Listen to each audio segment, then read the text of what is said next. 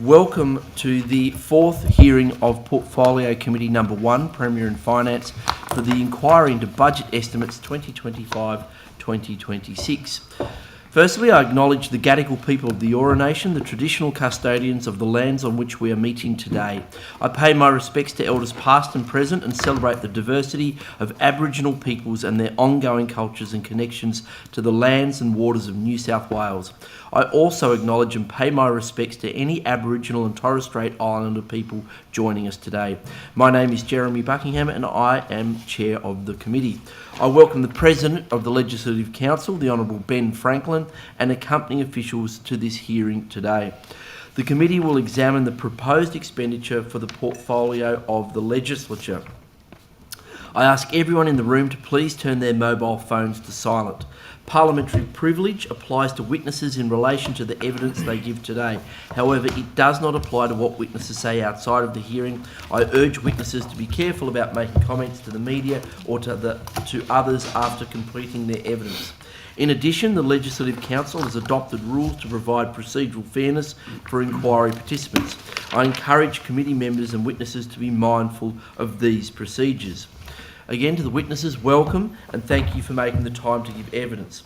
All witnesses will be sworn prior to giving evidence. Mr. President, I remind you that you do not need to be sworn as you have already sworn an oath to your office as a Member of Parliament.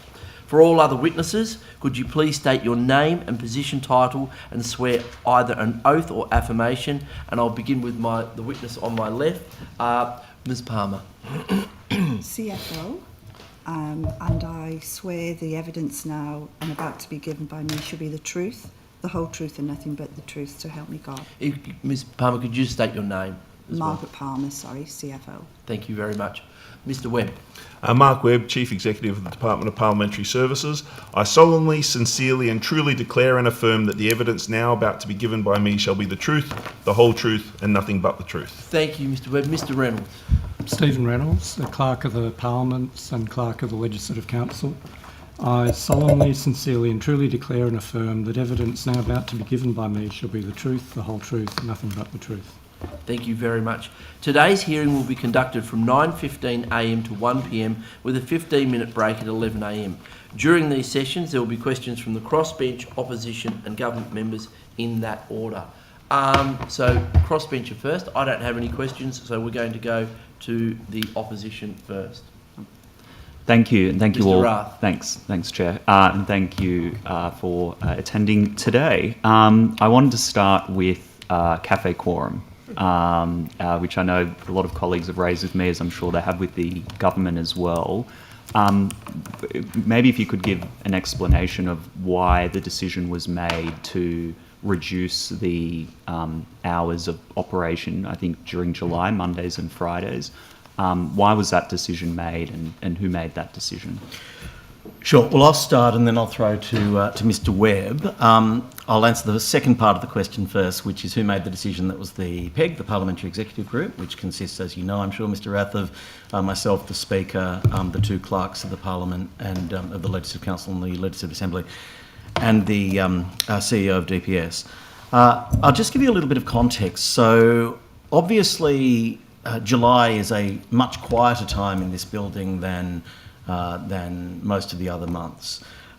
We have a range of catering operations throughout the Parliament, but we also need to ensure that we maintain, where we can, financial sustainability and responsibility. So a decision was made to trial shutting cafe quorum on Mondays and Fridays, which were seen to be the lightest days anyway, while making it very clear to everyone that the Long Bell Cafe was still open with all of the same offerings, so people were able to go to the Long Bell Cafe on level 7 to get the catering options that they needed.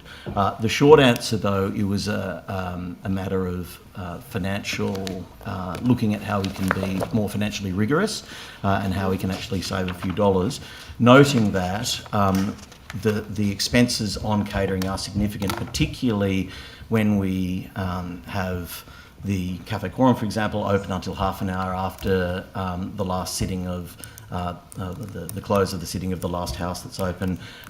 We've extended hours. I think that might have been a suggestion of yours, Mr. Rath, during the budget estimates period, and a range of other things. So there is a lot of financial outlay and expense for the Parliament, and so where we can find an opportunity to pull back on costs, where we still obviously have other options available, we'll do so. But Mr. Webb might want to make some more details on that.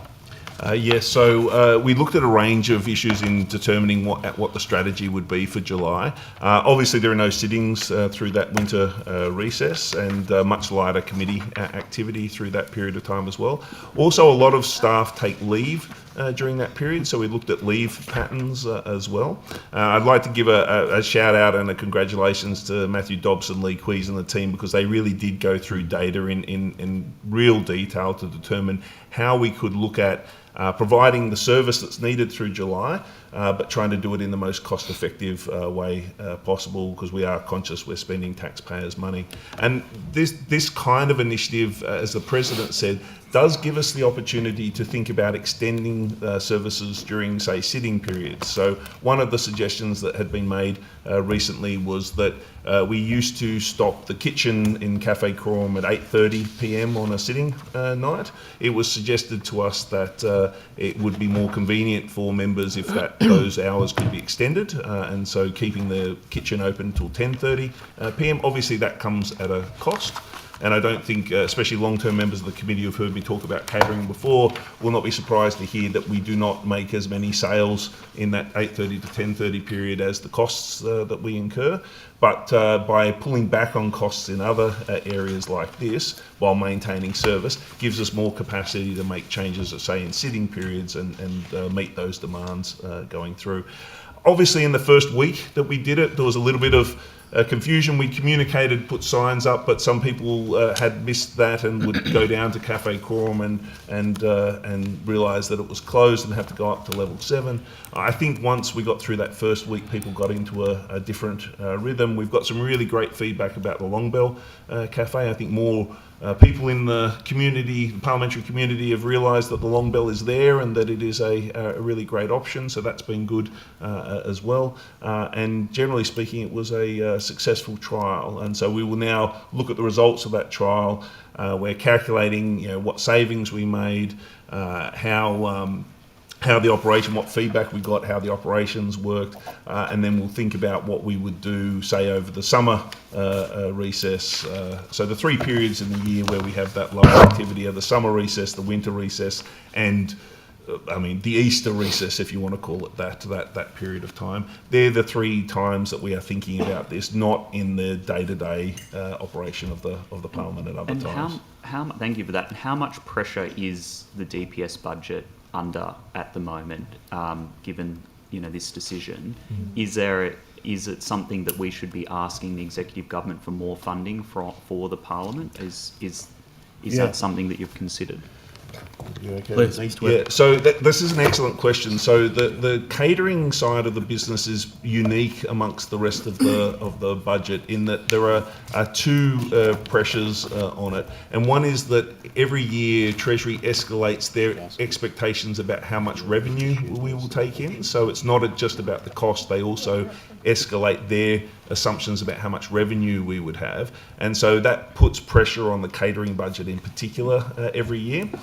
So we have to look at either increasing prices or reducing costs in order to meet those expectations as well. There are unique characteristics to the Parliament. People don't come to the restaurant or the cafe at 10 o'clock at night on a sitting night just because they love the cafe or restaurant, although you should come to the cafe and restaurant because you love it. But I know that's not always the driver. The driver is that there is nothing else open at 10 o'clock at night going through. So it is impossible to run catering on a purely commercial basis. A lot of what we do is a service to the Parliament to make sure Parliament can do its work properly.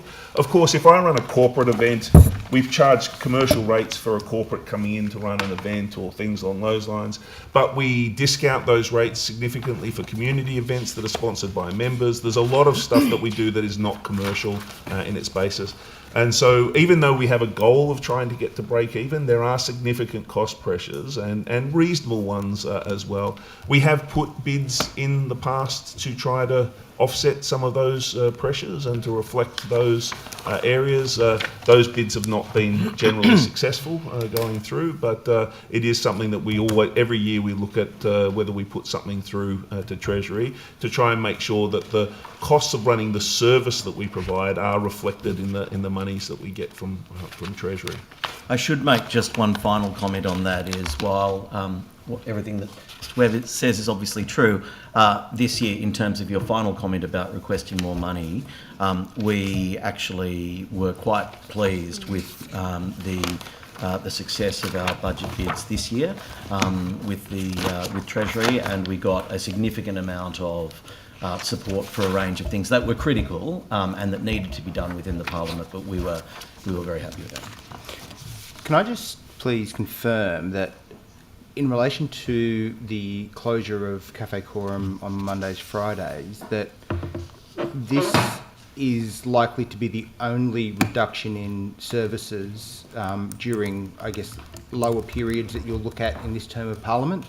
And the reason I ask that is because it's often the staff that support the Parliament, the members of Parliament staff, not necessarily the members of Parliament or even the members of the executive that are impacted by these changes. It's actually our staff. And so on their behalf, I want to make sure that these cuts aren't, this isn't the thin edge of the wedge, and we're not going to see further and deeper cuts to the services that our staff and the people that assist us in this place rely on in relation to coming to work on Mondays through Fridays, and the services aren't there for them. Yeah.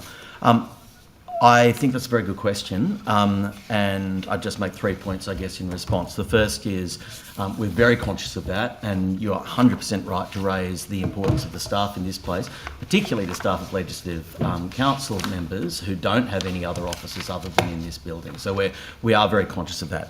The second is we will always ensure that if there is this sort of decision taken, that there are other options available, that will provide the same quality and the same food, the same beverage, and so forth. Does it provide it at the same price? I'm not sure. It does? I believe so, okay. Yeah. And the third point is that one of the options that was presented to us was shutting Cafe Quorum for the entirety of July, so Monday through Friday.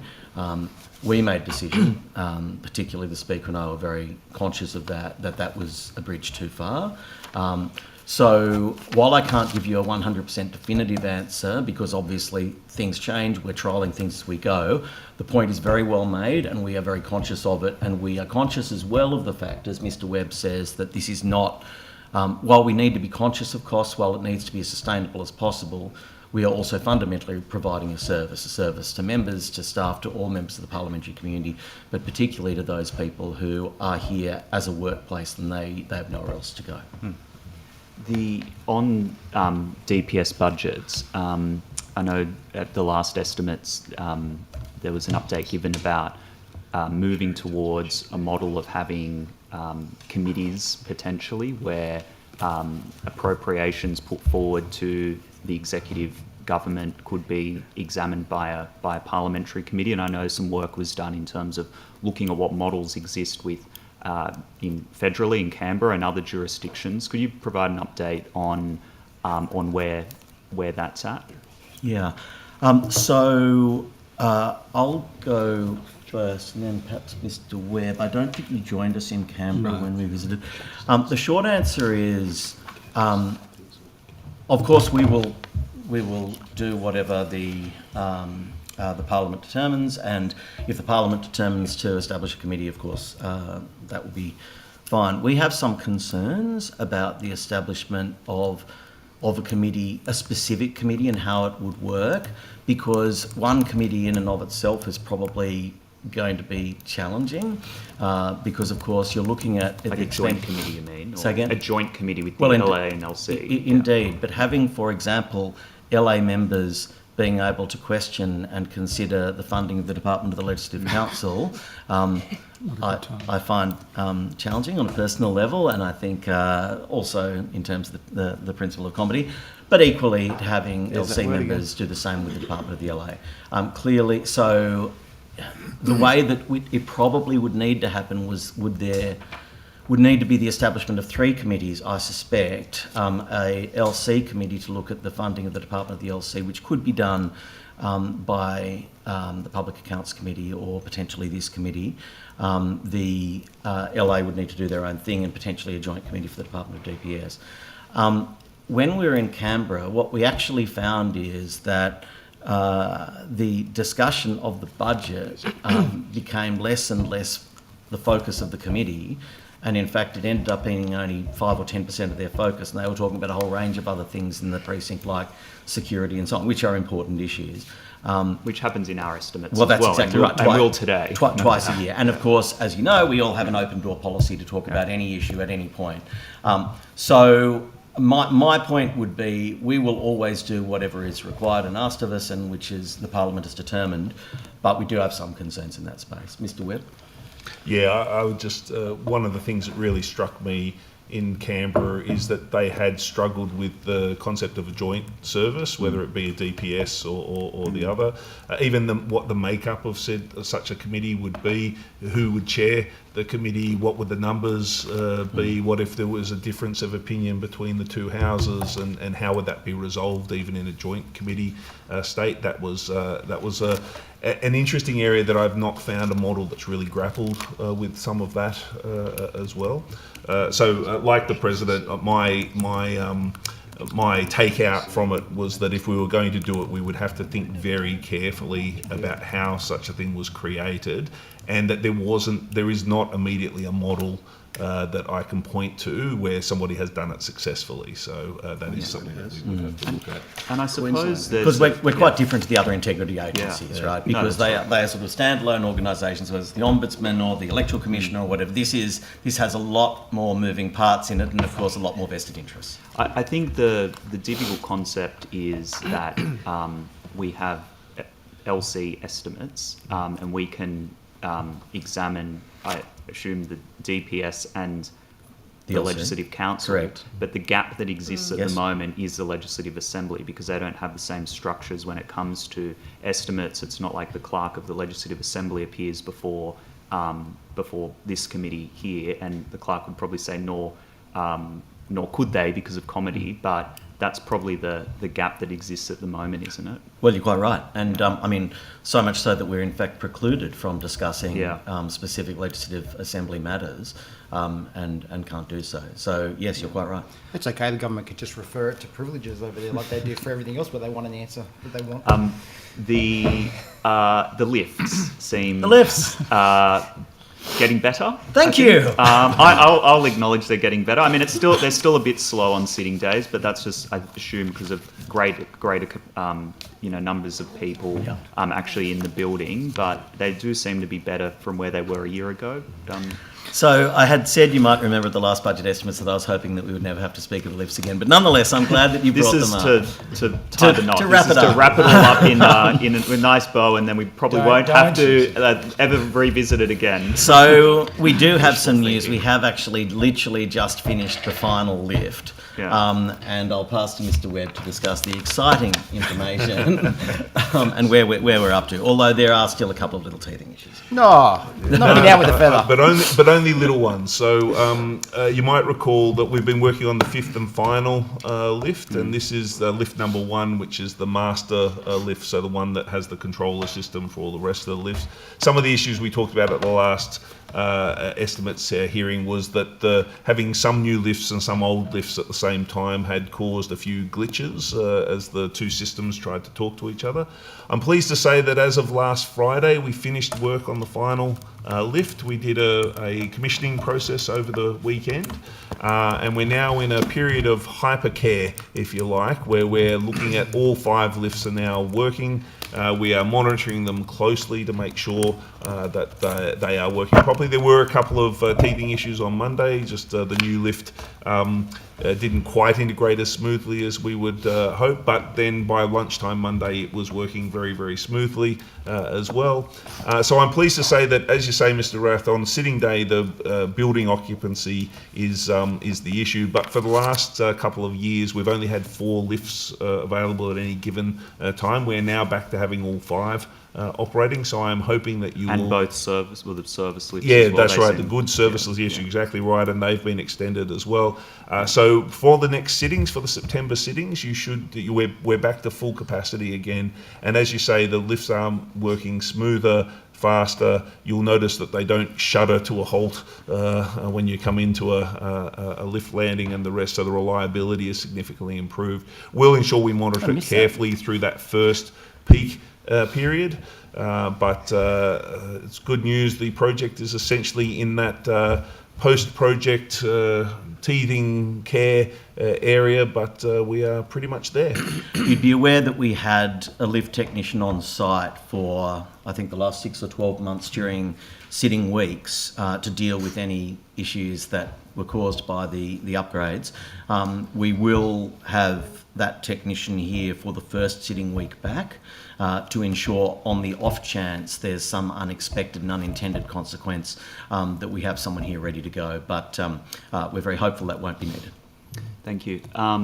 To another issue, cybersecurity is a huge issue. We read the news almost every day. There's some new cyber attack that some business or government agency is facing. What does the Parliament have in place to guard ourselves against cybersecurity risks?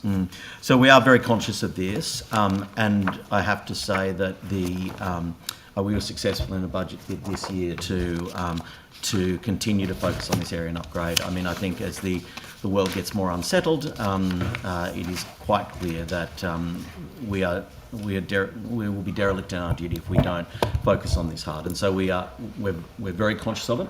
Mr. Webb, you might like to provide some details.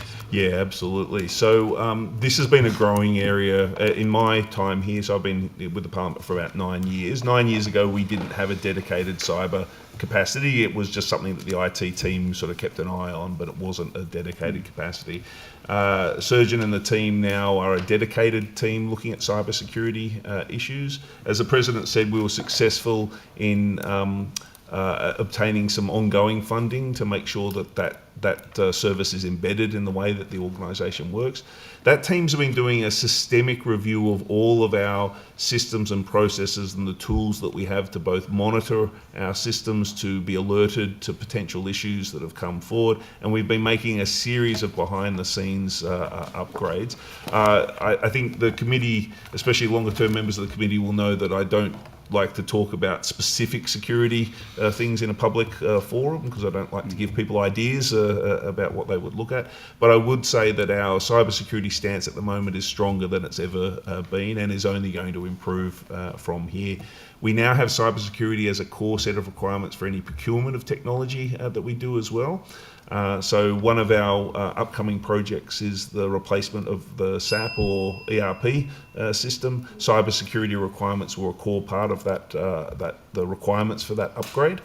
And so we are upgrading things as we go through, developing excellent relationships with external bodies like Cyber New South Wales and the national equivalent to get intelligence and alerts there.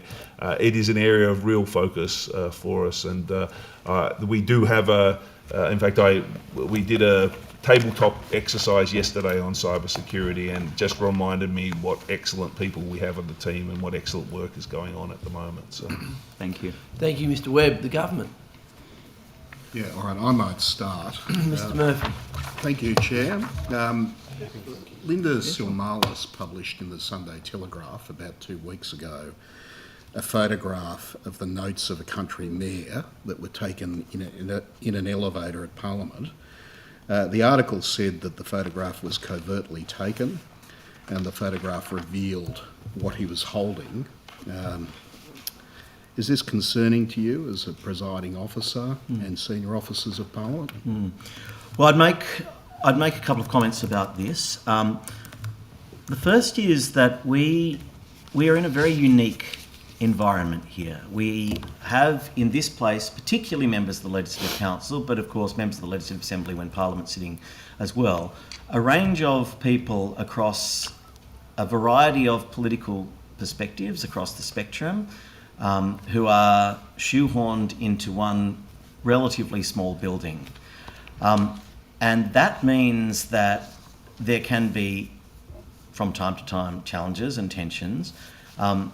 It is very important that all members of the community understand that each of us has a responsibility to treat others with civility and respect, and to understand that because of this unique situation in which we all find ourselves, that means that we need to show that respect and have that consideration at an even greater level than we potentially would even in broader society when geographic dispersal means that... I mean, isn't there a prohibition on taking photographs in secure areas of the building? The question's a very valid one, but I do want to make a few points about it. So that's the first point. I do think that people need to always consider how they act in this place.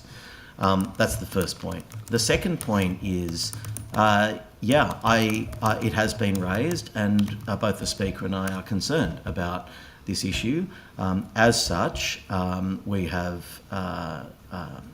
spoken to the head of DPS, and an internal investigation is now underway into this particular issue. The third point, though, I would make is that if somebody is carrying a confidential document in this place that I've talked about before with a range of different people here, I mean, it's also on them to put it in a manila folder and not to be holding it up and for people to... So I would gently encourage people, if they are carrying confidential documents in this place, to act in that way. Have you warned people about that?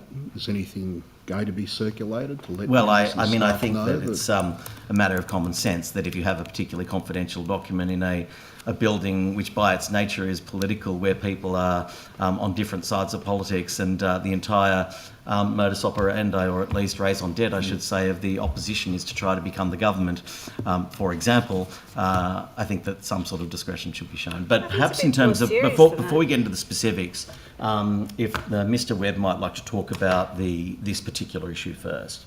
In more detail. Yeah, so as the President said, we are undertaking an investigation into it.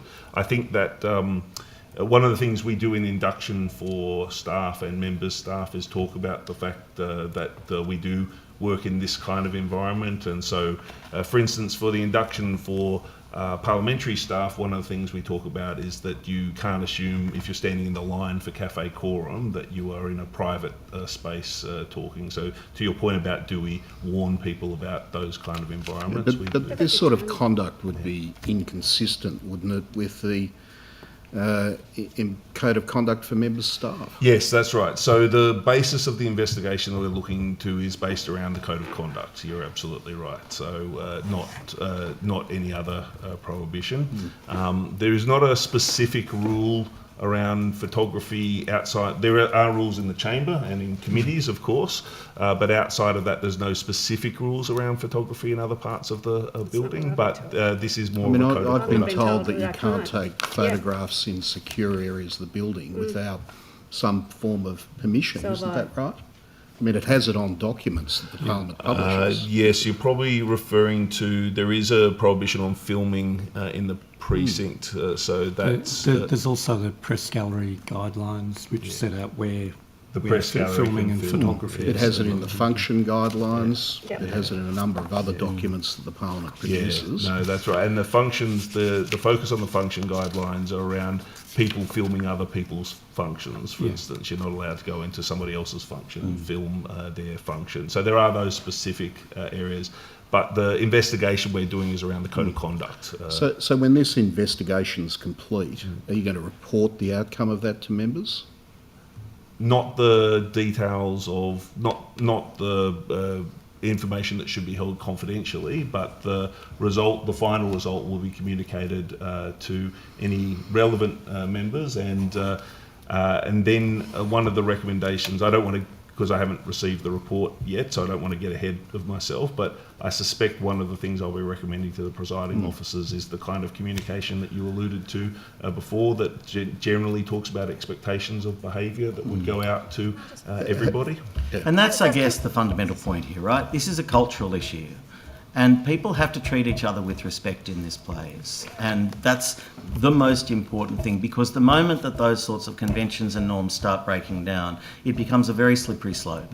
And I Can I just follow up, Mr. Webb? You said relevant members will be notified. This happened, and this goes to a bit to the point about, well, we should all understand because we operate here. This was someone who doesn't work in this building. Well, he does, actually. He does casually. Casually, yeah.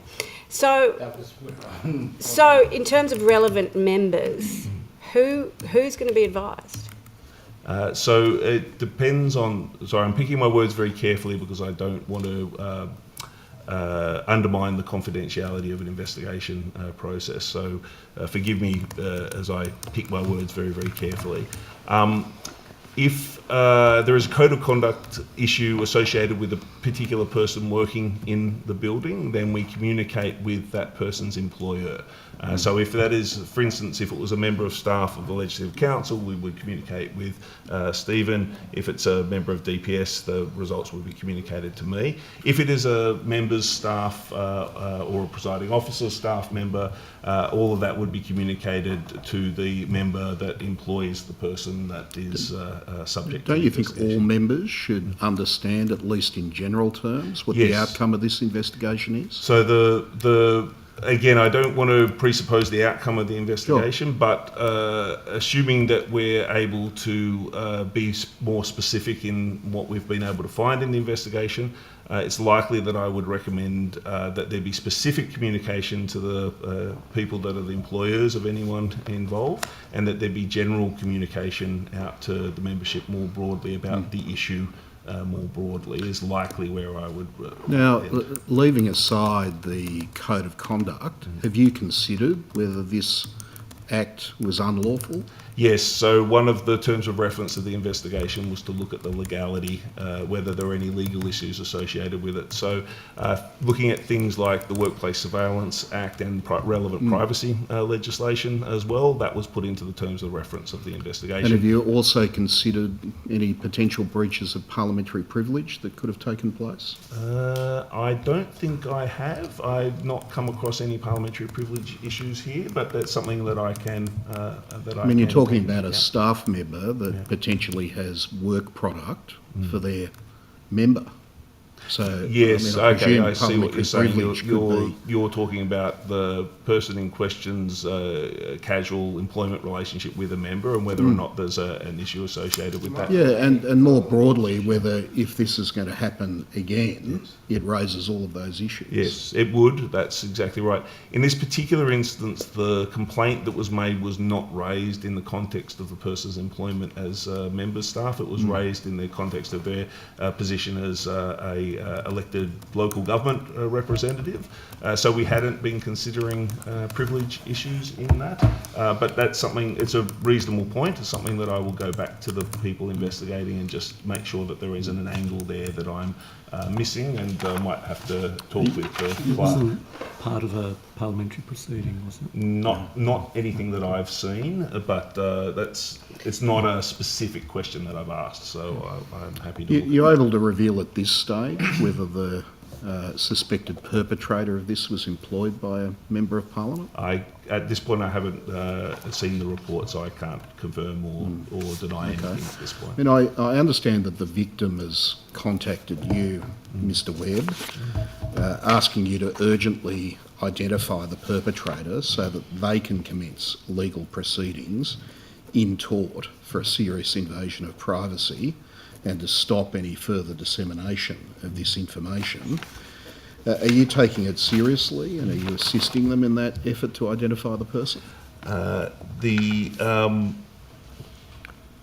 The basis of the investigation is a formal complaint by a member of the upper house on behalf of the person in question, and so the investigation's been run along those lines. We are taking it very seriously, as we take any investigation very seriously, and anybody that we have been interviewing as a part of the process has been told that there could be legal ramifications and the further dissemination of material. That has been a standard part of what we have said to everybody that's been spoken to as a part of this process. Mr. Murphy, can I just ask you one quick question?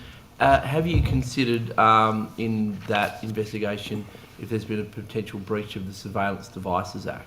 That is one of the, in the legal space we've looked at the workplace surveillance and surveillance devices. We've looked at the privacy legislative regime as well. They're the two angles. The privilege angle is one that I hadn't considered, so that's something that I'm happy to take back and put into the mix. But yes, both the legal and code of conduct has been the basis of the investigation. Sorry, Mr. Murphy. No worries. Have you reached out to the staff member to offer them any assistance, the victim of this? That's interesting. We have, from the point of view of the investigation, engaged with them. You're talking about whether or not we've done like the employee assistance program, etc. I mean, that is usually referenced in any interview that we do, but I can check on that very, very specifically. All right. And look, the last question I've got in relation to this is that it's just incredibly concerning to me if it's a security pass holder that is potentially the perpetrator of this, somebody who may have daily access to the building that's engaged in this alleged invasion of privacy. Will the perpetrator's access to the building be terminated if their identity is established and it's proven that they took the photograph? So one of the things that we will do as a part of the investigation is also recommend what results that we would think should happen. Things like access is part of that consideration, but at this point, because I haven't seen the investigation report, I can't tell you whether that specifically will be one of our recommendations, but we will be recommending what we feel is an appropriate response to the event. Can I just ask one more? My apologies, it did slip my mind about the casual employment relationship in this particular case. But what sort of precautions are we taking to advise other people who come into the building that, one, they shouldn't be taking photos if they get into a secure area, but also letting them know that it's possible that someone, you know, that they need to be protective of their documents, etc. I think that's an excellent question because I've been contemplating that myself coming out of this incident. So there's there's multiple parts of that, but there's two main thrusts of that I've been thinking about. The first is, are we doing enough in the induction of staff to cover these issues, both expectations of behaviour in this specific instance, but also actions you can take to protect confidential information. But what you're referring to, I think, is the more interesting part to it, which is authorised visitor pass holders. And I think it's probably fair to say that while there are general provisions around behaviour in what we get people to sign going through, I suspect one of the things I'll be recommending to the President and the Speaker will be a change in how we go about issuing authorised visitor passes, and in particular a beefing up of the expectations of behaviour and really laying it out in much more black and white detail about what's expected out of people if they are the recipient of a pass. I'd started thinking about this a little while ago because some of the reported behaviour that's come out of this committee and other sources about people, for instance, who have their authorised visitor pass come in to see a member and then wander the halls just knocking on people's doors and saying, I'm kind of in the tower block, so I'll knock on your door. That is not acceptable behaviour. If you have an authorised visitor pass, it does not give you free range to the tower block. If a member invites you to come for a meeting, you can go to that member's office, meet with them, and then leave the tower block straight away. That is the expected behaviour. Is that going to apply to former members? Yes, that is a form of offenders of that. That is Mr. Webb? That is a form of authorised visitor pass. So, I mean, of course, it would be a matter for the for the houses to determine some of that. But Can I also make one more point, and that is we're currently, as you know, in the midst of a security review of a range of things, the parliamentary precinct, elected officers, and the physical safety of members of parliament. Looking at what's happening in terms of the parliamentary precinct, this is exactly the sort of thing, and the issues that Mr. Webb has just made that would appropriately fit within that gamut too. So it's appropriate for these issues to be considered now. And I should, the crack team back in the office has just reminded me that we did do while everything I said is right, we also did do a complete review of authorised visitor passes, in particular colour coding, whether people had appropriate colour coding to help people more rapidly identify whether they're in parts of the building that they shouldn't be in and the like as well. This would build on some of that work. Thanks. I might just pass to my colleague for other questions. Do you want to keep going? Speaking of security, and I know we did last estimates talk a bit about an MOU, and there were, we had discussions with the then clerk about what we could discuss in here, etc. I do want to raise, though, I don't think it breaches any particular sort of security issues. I understand that there has been quite a large turnover of our special constables, and in fact there's been an increase, as I understand it, in casuals and people who haven't spent time here. As I said, without wanting to go into areas that might be an issue for our own security,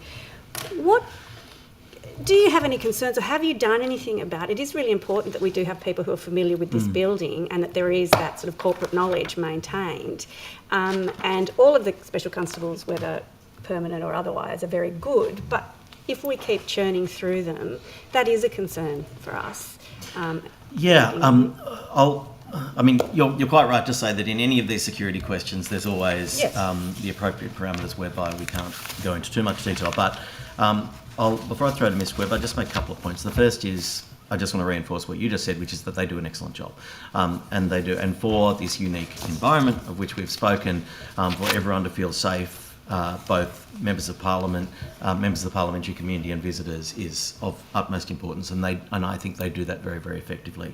The second point that I'd make is, by nature of the job, there is a reasonable amount of turnover in it, and that's always been the case. Now, I'm not au fait enough to be able to say whether in the last year or two there is a greater degree than normal, but I know that certainly in the 10 years that I've been here, it's been understood that there is some reasonable amount of turnover as some of the special constables move on to different positions and so forth within the force. Is there any chance we could get I'll just ask details, Mr. Webb if he's got any more specific information than those general sort of framing comments. If Mr. Webb, if I could just before that, if it is possible, and obviously not necessarily today, but on notice, would be good to get, and again, we don't need details, but it'd be good to see a trend of that, as the President has just said, it is consistent. I'd like to see a trend. But also, do we have a breakdown of permanent versus casual versus other? And I know it's an unusual relationship, but we all work in complex supply chains. We can figure this out, and we're at the top of that. So we can ask for details. So I'd like to put that as a request. Absolutely. And look, I'm happy to take that on notice. The caveat I'm putting, the reason I was hesitating slightly is that, of course, some of that information is held by New South Wales Police, so I can't guarantee exactly to what detail and what information they'd be willing to provide, but I am happy to ask the question, absolutely, go through there. So you pointed to an interesting answer. The President said there is even at normal times, a reasonable amount of turnover in the special constables. So one of the things that we work with the police on is what induction is required for this place. As you know, the special constables look after quite a few sites around New South Wales, including the police headquarters, 52 Martin Place, for the ministry, etc., and many other spaces as well. So some of that rotation, some of it is new people coming on, but some of it is long-serving special constables, but who have never been placed here at Parliament House as well. So sometimes people get rotated in who are not new special constables, but they are new to Parliament House as well. So we've been talking with police about okay, you do an induction for a new special constable, that's great. There is a site induction that is done when someone comes onto a new space, but there are perhaps dimensions to working in Parliament House that might go beyond a standard site induction. And so while the special constables do an excellent job on their general induction processes, we have made the offer that we could perhaps help enhance those induction processes by bringing some of the more specific issues that can come up in a parliamentary context to the fore. We're still in discussions with police about exactly what form that would take, but there is a real willingness to, I mean, the police are very keen that their constables have everything that they need in order to do their job effectively. So there's been, I feel like we're pushing at an open door to try and enhance this side of things. So I'll ask you about that break room in a minute. Yes. Thank you. Just before I turn to the opposition, I've just one question regarding the sauna. The sauna. And it has been renovated. Not sure I have a note on this. On we go. But there was one, I did use the facilities and they're fantastic. But I did note that the duress alarm is at head height. And I think the issue with the duress alarm is that it should be at like ground level. Because I think that's the whole point, that if you have a cardiac arrest, you may not be able to stand up. You might not be able to reach it. I think you'll find that best practice in saunas is to have the panic button. Are you a sauna expert? Mr. Buckingham. I'm happy to. Anyway, it might not matter, but it might matter a lot one day. Absolutely, I am happy to bow to your expertise in sauna design, and I will definitely look at moving that button. I do take your point. It needs to be positioned such that somebody in duress can access it. So, exactly. That's absolutely the case. I think there may have been a concern that the sauna is so relaxing that if it was at lower height, someone may lean back and set it off, but we'll make sure that it is positioned correctly. Well, I'm happy to talk to you about that later. This committee achieves things, Mr. Mr. Rath has achieved longer sitting hours for longer hours for Cafe Quorum. Mr. Murphy's achieved new chairs. Mr. Primrose achieved a new pin board, and you today, sir, have moved a duress button. So Change the name of our staff. Exactly. Now, before I throw to Mr. Fang, I'd just like to say that Mr. Fang, in an interjection just previously, you said that you intended to name an individual. And I would just remind you that committee hearings are not intended to provide a forum for people to make adverse reflection about others under the protection of parliamentary privilege. If there is an adverse mention, especially regarding a matter that is an investigation on foot, we'll deal with it promptly. Understood. Thank you, Chair. Mr. Webb, I've gone to the article that was raised by Mr. Murphy, and it indicates that the person that was in the lift is the Dubbo Mayor, Josh Black, as identified in the article. So the first thing that strikes me about this is that I know that there have been questions put to Mr. Lawrence about his employment of Josh Black and whether he does employ Mr. Black. My understanding is that Stephen Lawrence has refused Point of order, Chair. Point of order, Chair. The point of order's been taken. Mr. Lawrence is neither here as a participant or indeed part of the witnesses that we're investigating. And so I'd request that Mr. Fang refrain from bringing Mr. Lawrence into his questioning. Thank you. I uphold the point of order, and I would ask that if we could have someone move to redact any reference to people.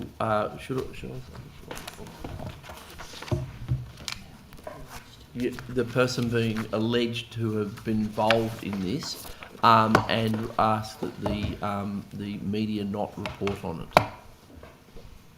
Do I have a mover for that? Well, I'm not sure how we can stop the media reporting on it. Right, so we'll deal with. I'll make that request, but that's a separate matter. Making the request, so I have to have a mover for that. Moved by Mr. Nanva. All those in favour? Against, declare that. No. Carried. Well, do you want a division? No, it's fine. No. Okay. And I'd ask that the media not report on it, please. Although there's no...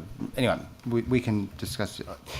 Let me rephrase the question, perhaps. I believe a member of the Legislative Council has refused to confirm whether and when they employ the Mayor of Dubbo. So, in relation to that matter, where there's been a refusal to confirm a person's employment, how might the Parliament then seek to employ issues of privilege when there's been a refusal to allow or to identify that person as one of the employees? Mr Webb? It's an ongoing investigation. As I mentioned before, I've not considered issues of privilege at this point, so it's just something I cannot comment on at this point.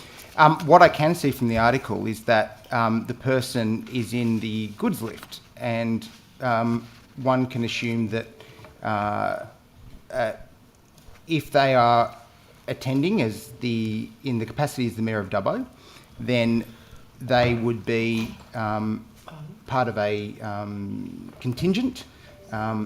Should a member that is part of a contingent, an escorted contingent, meeting with members of Parliament, be by themselves in a goods lift? You don't know that they were unless you took a photo, Wes. You don't know that they're on their own. Order. Well, I'm asking. Should they be?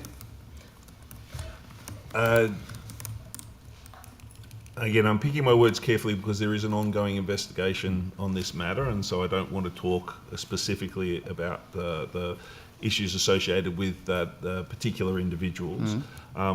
Generally speaking, non-pass holders are required to be escorted anywhere in the building by a pass holder. That is correct. In the context of people that are pass holders do have access to broader ranges of the building, so it's very hard to give a generic answer except to say that if any non-pass holder in the building must be escorted by a pass holder at any time. I can definitely confirm that. So, you earlier indicated that there's been a tightening, shall I say, of the requirements for members that have passes.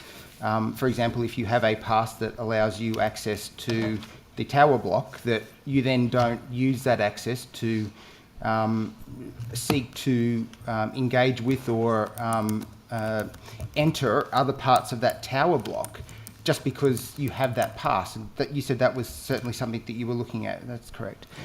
Just to confirm, Mr Fang, you said members, but I think you meant those who hold authorised yes, sorry, passes. yes. Yeah, no problem. No, Just not for the members of benefit Parliament, but, you know, members who have. Yep, Yes. understood. No, you're correct, Mr President. So, and we've actually discussed that, I think, in the previous budget estimates. That's correct. So it's on the public record. So in that instance, then, if a person has a security pass because they may be employed or either a casual or full-time basis or whatever that might be, using that pass outside of, if they're not here in employment, would be against those guidelines. Is that correct? It's an interesting question. The extent to which somebody who is a pass holder for one purpose can use the pass at other times. It's a very interesting question. I'll be honest, one that I've not turned my mind to before. And so I probably don't have a definitive answer for you at the moment. There are areas where it's very clear, of course, non-pass holders or people who just have authorised visitor passes. But I think what you're putting to me is people that have a pass that in some cases should be treated as an employment pass and in other cases should be treated as an authorised visitor pass. I don't think that is an issue that has been raised with me before, and I would probably have to think about exactly what my position on that would be. Okay. And to be fair to anyone in that situation, I don't think we've given clear advice about when it would be appropriate and inappropriate for them to use their passes. We've tended to focus on people who have their pass for a single purpose. Yep. And so you raise an interesting point, Mr. Fang, and one that I am very happy to consider, but not one that I have an answer for straight away. Okay, and so in those circumstances then, given that the issue of privilege was raised by Mr. Murphy, and I guess one could assume that that privilege, that seeking to employ the argument of privilege in relation to this matter, that the person was then either in part or in full acting under the employment of another member, or a member of Parliament in the building and in the lift at the time, where that person is also attending as the Mayor of Dubbo, and it's clear that it was part of a contingent of mayors and people that were seeking to meet with members of Parliament, that that person could potentially be double dipping, being paid as the Mayor and also being paid as a staff member. Now, if that person hasn't sought leave, if they are using their passes as a member, as a staff member of Parliament, but is attending in a different capacity and hasn't sought leave, does that then create issues around that member's employment, Mr. Webb? Another interesting question, Mr. Fang. I think in the course of this investigation, all I would say is that I have not considered issues of privilege, as I've said earlier. And the extent to which I would, given the nature of the allegation, it's more likely to be the contents of what was photographed than the employment of the person that I would be considering. But that I've genuinely not considered this, so I am reluctant to go much further than that without proper consideration. And in those lifts, is there a no photographs sign or signage? Not to my knowledge. No. I don't think so either. Is there an explicit rule around not taking photographs in the lifts of the Parliament? As was established in the previous line of questioning, there are a variety of policies that go to issues of filming in the precinct that apply in different ways in different spaces.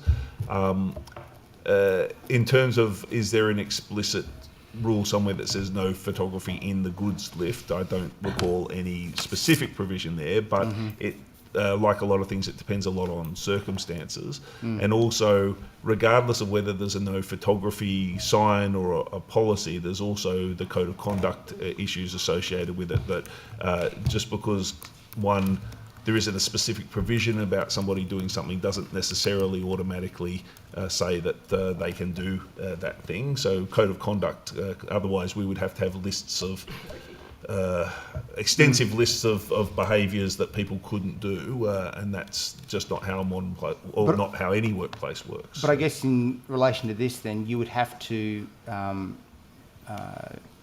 determine a motive, because in those circumstances you could have been taking a photo of anything for any purpose, and then having captured the information that was readily on display by Mr. Black the Mayor of Dubbo, in a goods lift, which, as the President has rightly indicated, should probably have been put in a manila folder if you wanted to keep it secret.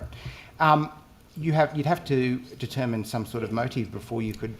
That's getting into the investigation at hand, and as I haven't seen the report yet, I can't talk.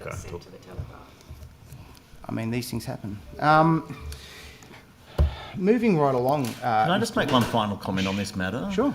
I do think we've all got to be a little bit reasonable here and say, my view is this: people shouldn't be taking photographs of other people and their stuff. But people also, if they're in this building and have confidential documents, they shouldn't have them on display. So they are the 2 points that I just make, and I think that people should think about those things. Well, I don't tend to disagree with you, Mr. President. It's just that if these matters are being raised, I think they need to be raised in full context. I understand, which is why I think that the questioning has been appropriate, but I did want to make those personal views known. Now, I wanted to move on to another issue. The protection of the powers of our House has been an interesting topic that's raised itself since our last budget estimates hearing.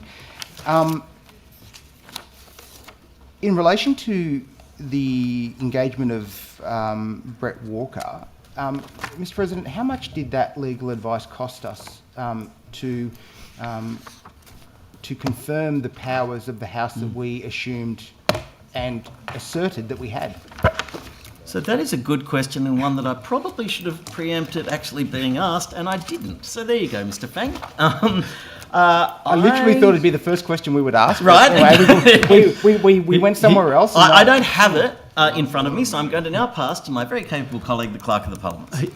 Mr. Walker's services are not cheap, but they're very, very worthwhile. I agree with the latter part. The former part is objectively true. I'd have to take on notice the exact amount of the bill. But if you we're happy to come back to you. Yeah. Okay. It's just we don't. Yeah. No, that's fine. So, well, that was the next question. Do we have the final invoice? We hope so. We have been invoiced. It arrived about 3 seconds after the advice landed in the email. No, that's not fair to Mr. Walker. No, I'm sure it came before the advice. In that circumstance, then, have we paid that invoice? Yes, I understand we have. And where are those funds that? Where did we settle those funds from? They come out of the Department of Legislative Council's committee budget. Okay, so in effect, because and I'm putting a premise here, which will then finish with a question. Is it safe for me to assume that because the Premier sought to imply that his staff were somehow covered by the parliamentary privilege, that he extended parliamentary privilege over them, and that the issues of comity of the Legislative Assembly extended to the Premier's executive staff, and any other number of reasons that were communicated to us around that the budget for the Parliament and its committee work has now been severely reduced because of the Premier's actions in relation to his staff? So I might make a comment first before I throw to Mr. Reynolds. I wouldn't characterise it quite in that way. Not surprising, but I received, we received advice, or no, we received representation from the 5 individuals concerned from their lawyers, which contended a whole range of different things. We took the decision that it was because of the potential complexity of the issue and the potential interpretations that there could be on different sides of this issue, that for the benefit of the House, it was very important to have a definitive view of what was the case and what wasn't. And so therefore, that's why we went to Brett Walker, who I believe to be the preeminent constitutional lawyer in this country, to receive advice. Then we obviously released that advice publicly. I also released the letter that I sent back to the lawyers so that people would know what that communication was. I didn't think it appropriate to release the letter that they sent me because potentially in confidence and so forth.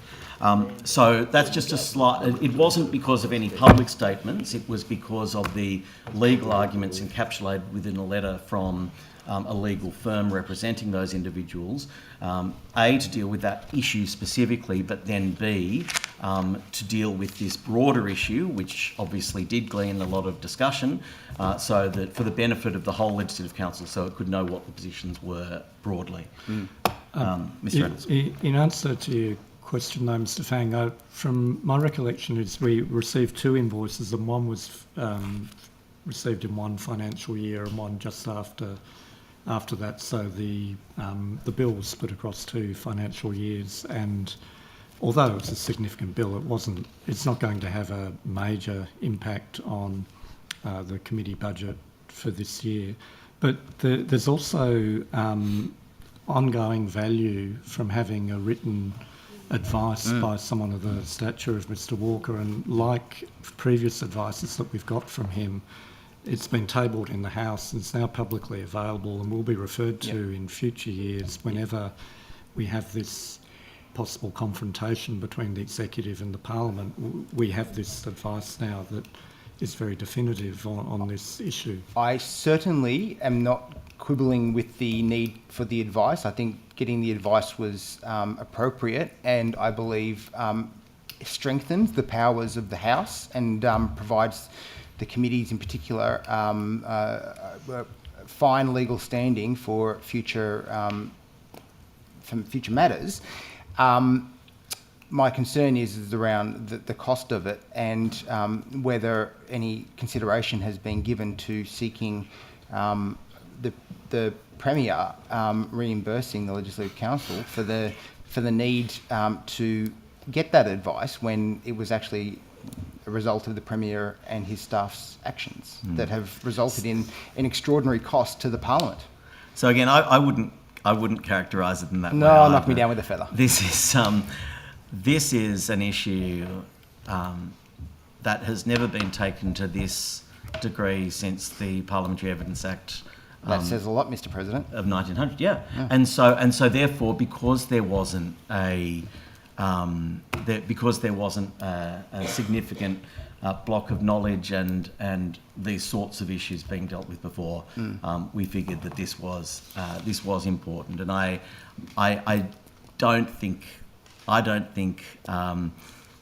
think that the value of the advice and the cost of the advice, as Mr. Reynolds has made clear, hasn't had a significant impact on committee operations, and I think is of great value to the House. There's one last matter I want to raise in relation to this, and that is that the no-show by the Premier's staff was on a Friday morning, Friday morning. It was then not until, I believe, the Wednesday evening that we were indicated that we would see the Premier's staff show up and that we had the advice from Brett Walker. That was a 5-day, and I accept there was a weekend there, but that was a 5-day delay. It was certainly clear in the lead up to that hearing that there had been raised both in the media and through correspondence to the House that those staff would not attend that hearing.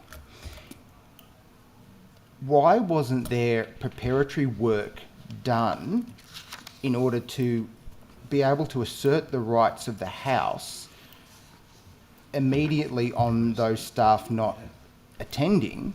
Why did it take 5 days to then enact the seeking of advice instead of being proactive and not allowing the delay to occur that we saw? Because there was an expectation that we would seek those warrants for the arrest on the Friday afternoon after they refused to show up, given that they had ignored a summons.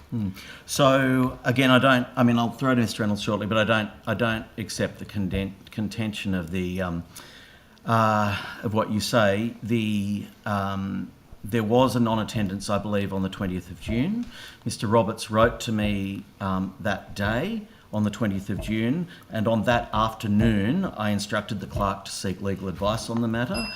It won't come as a shock that Mr. Walker wasn't available to see us immediately, but he fit us in as quickly as he could, which was on the morning of the 24th of June. As you say, there was a weekend in there as well. And he had also had time to consider the issue as well before the meeting on the 24th of June. So I actually think that the time frame, having received the letter late on Friday afternoon with a weekend, immediately seeking legal advice on the Friday afternoon, him considering the legal advice or the legal issues on the Monday and Tuesday, and us seeing him on the Wednesday morning, actually was a pretty good and truncated time frame. Mr. Fang, I can add to that even before the non-appearance at the hearing on the Friday, I'd already contacted Brett Walker's clerk to check on his availability. We obviously didn't know at that point that we were going to need that, but there was contact made with his chambers earlier in that week just to check that he wasn't in the High Court or something. Thank you, Mr. Reynolds. I'll now go to the crossbench, which is out of order, but it's because you've now arrived, and then I'll return, and then the government, and then return to the order of crossbench opposition government. Dr. Conn. Thank you very much, Chair. Hello, Good morning, Dr. Mr. Conn. President. Good morning. I'd like to follow up on a few matters that have previously been raised by my excellent colleague, Ms. Abigail Boyd. Sure. Firstly, is there an update on the work that's being done to upgrade the entry and exit from Macquarie Street in terms of accessibility? Yes, there is, and it's very good work and good news too. This is something that has been, again, funded, and so we're now looking. We're doing the works. Well, we're doing all of the preliminary works now, and I'll throw to Mr. Webb to talk to this in detail. But I did just want to give some overarching comments, and that is you're quite right to say that both coming into the building and leaving the building, particularly leaving the building, although going through the guardhouse is not ideal, but leaving the building through the turnstile is even worse, is not fulfilling the appropriate requirements regarding accessibility. We are very conscious of that. We've been funded in order to do that. It's a significant amount of work that needs to be done, and so when we obviously want to have as little disruption as possible to the building and its operation, and so the determination that's been made is that the actual physical work will be done over the election period of late 2026, early 2027. But the preliminary works are happening now because we are very conscious of the need for this to happen. We want to make this building as accessible as possible. Now, obviously, there are some challenges around that when you've got the oldest continuously operating public building in the country that has significant heritage issues, but everything, we are very conscious in this space of our responsibilities, particularly due to the function of the building as the people's house, as the house of democracy. That means every citizen of New South Wales should have access to it. With those preliminary comments, Mr. Webb can speak to the specificities of the Macquarie Street upgrades. Yeah, absolutely. So, as the President said, because of the significant size of the work, the period we've been targeting to actually physically do the work is the parliamentary break between the end of this parliamentary term and the start of the next one. We will need that full 5-month period to do the work, and that's been the plan all along. But what we sought from Treasury and received was funding this year to do the design work to try and get that into shape, and then we'll do the tendering work so that we can hit the ground running when that parliamentary recess comes up. We're at the point of putting together some of the preliminary designs, which we'll put to the presiding officers, make sure they're comfortable with them, and then we'll go out for some broader consultation, especially with people with lived experience of disability and mobility more generally. I think it's often people focusing on people with disability, as they should, but it's also making sure that people with general mobility issues that might not hit the trigger of a disability, but if you have mobility issues more generally, we want to make sure that this work works for a broader range of people to make it as accessible as possible. So yeah, some preliminary design work. It's really a lot of our function at the moment is just working out what's possible within the space, how, within the dimensions of the gatehouse, how wide it needs to be, how long it needs to be in order to fit in everything that it needs to do. So doing that preliminary design work, get the presiding officers to sign off on it, and then start a consultation, especially with people with lived experience, to make sure that what we're doing will actually make a difference to their capacity to enter the building. Beyond the gatehouse and the turnstile that the President referenced at the end, we're also conscious that there would be then the further access to the building that comes through from there. So, for instance, one of the things we're conscious of is the pathway with people with in a wheelchair used to get into the building has a fairly sharp turn that takes you down that ramp that takes you through. We're not convinced that at the moment, with the way that the door is set up and the angle that you have to turn, that if you were in a motorised wheelchair, that you would be able to make that turn effectively. So even though it's not officially part of the scope of the project, we've started to look at those flow-on issues, that if we get the gatehouse and the exit right, what are then the flow-on issues for people as they try to get into the building as well. Hopefully we'll be able to make some improvements there. At the very least, we'll be able to put that in a submission for future funding to make further works. Those of you that are familiar with the back of the building, Hospital Road, will know sometimes we have to fix some things and then that highlights other problems. So with the Hospital Road, we fixed the turnstile and the entrance there. That highlighted the need for a ramp.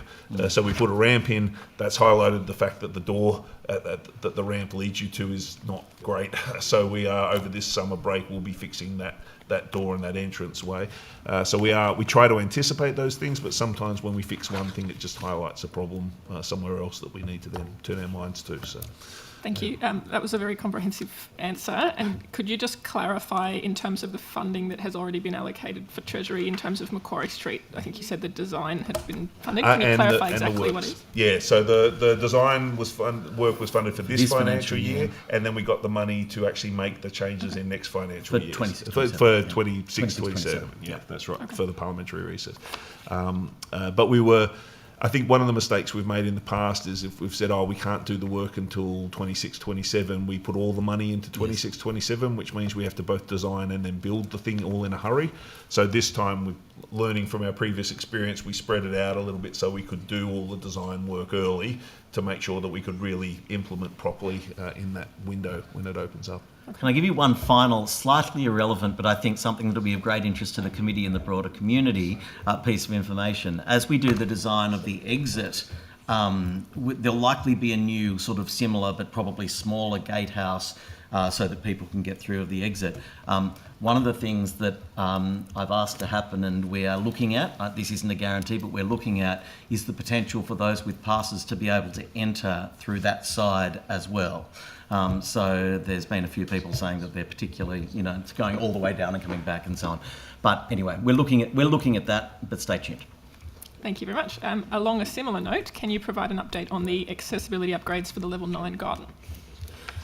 Yes, that's a more challenging one. So we have hit fairly significant engineering problems with that work. So the area that separates that where that ramp or steps would be is the join between the Fountain Court building and the Tower Block building. They are separate buildings that kind of lean against each other.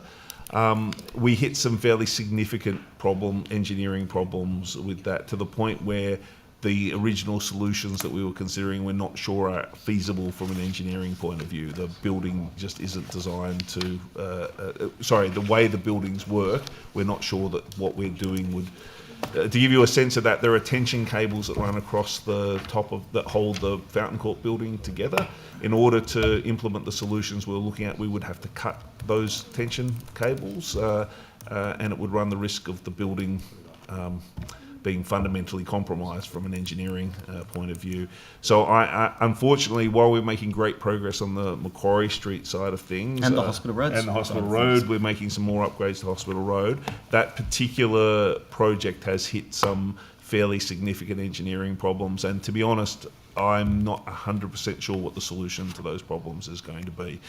We may have to look at something radically different in that space, which would be significantly more expensive than the money that we have available to do that work at the moment. So as you know, I prefer to come with solutions, but I would say in this particular instance, I've hit problems that even I am struggling to find a solution to. But you should take heart that we are very conscious of the importance for people to be able to access all parts of the building. We'll continue to do so, and this is a priority. While the news is not great on this front, it is something that we'll continue to look at deeply and do, and look at all potential solutions. Look, I'm appreciative that you're both obviously really across the issues. Yeah. In terms of Level 9, it's a disappointing update, obviously, but what are the next steps there in terms of looking at something that might be a greater change than what was originally planned? Yeah, no, that's an excellent question. So there's two dimensions to it. So what I've asked the team to look at is there a shorter term, less than fully optimal but would improve the situation thing that we could look at? So for instance, I don't love the chairlift, outdoor chairlifts, they have problems associated with them. The feedback we have from people with lived experience is that it's not as dignified as being able to say go up a ramp and end up it's in not the same best space. practice It's not because best practice. people with accessibility issues should come in the same way that those without them have, and that's exactly what best practice is about. Yeah, that's right. So it's not a long-term solution that I'm attracted to in any way, shape or form, but one of the things we're looking at is there something we could do in that space that would provide a short-term solution while we look at implementing a longer term point of view. The second thing that I'm thinking about is is whether or not there are options for ramps that go in quite radically different directions, including potentially off the side of the building. That would be really expensive way forward, but that's the kind of stuff that we've started to have to look at. The third long-term issue is that we have been contemplating in the long term that the Parliament may need a new entrance at some point. And one of the spaces that we have identified for that is at the back of the building around the hospital plaza, that's at the back there. If that was to go ahead, you could basically come up through that entrance to the level 9 rooftop garden. So it would provide a completely different pathway to get to the level 9 rooftop garden.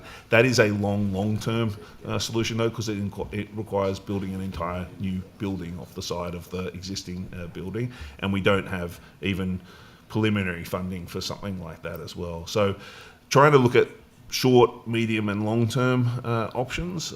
I'm really, one of the things I'm really concerned about though is that I've seen this happen before, that you commit to a short-term option and then it becomes the long-term option because everyone goes, oh, it's kind of working, so let's just, I am very, very keen to not have that happen. So one of the lenses I'm putting over the short-term options is just making sure they're not the kind of short-term option that turns into the long-term solution as well, because the kind of short-term things we're talking about are not really acceptable from a longer-term point of view.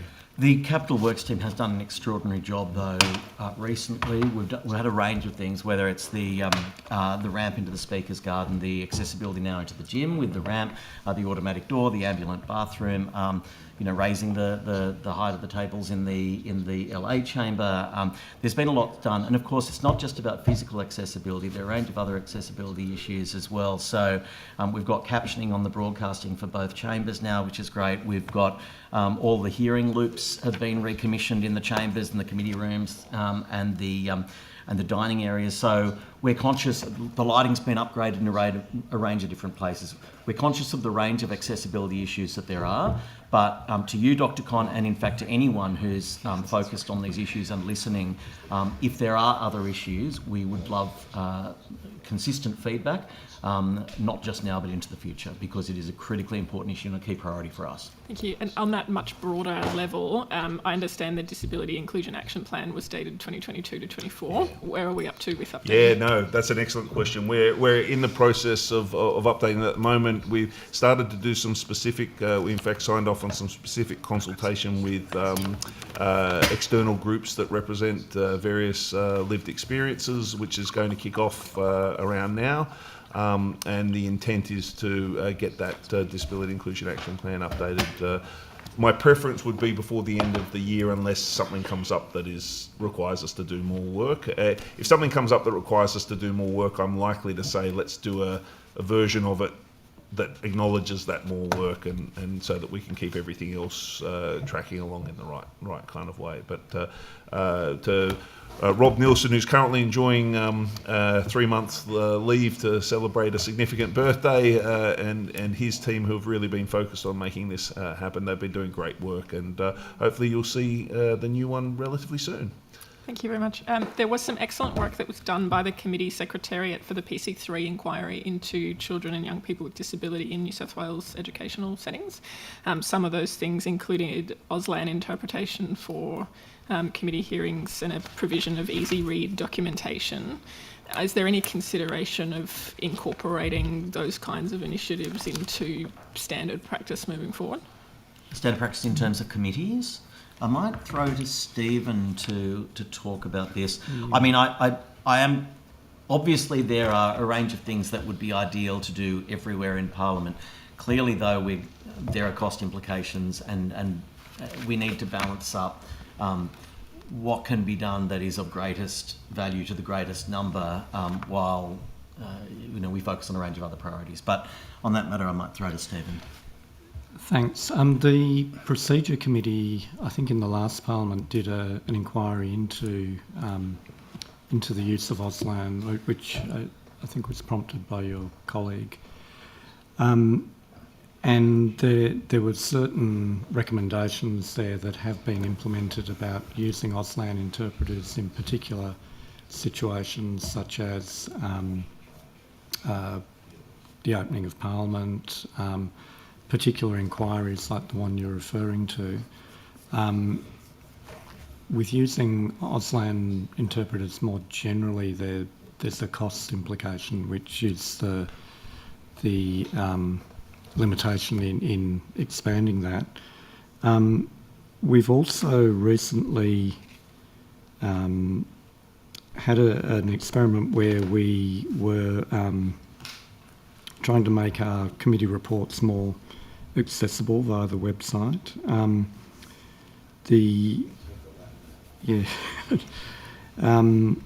At the time of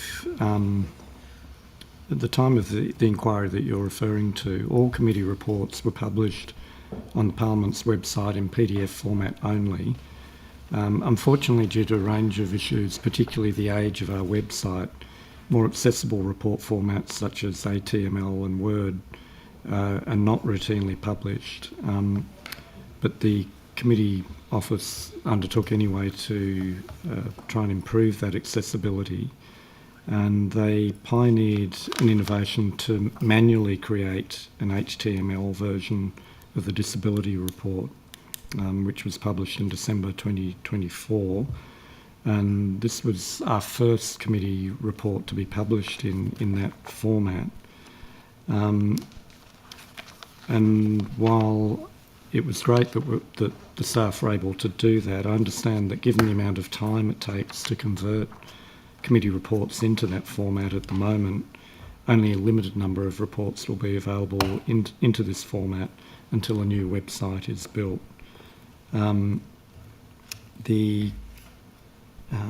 Look, that's probably all I can really say on that, other than the committee staff are working with the digital transformation team in Mark's area to try to improve accessibility generally in committee publications and so on.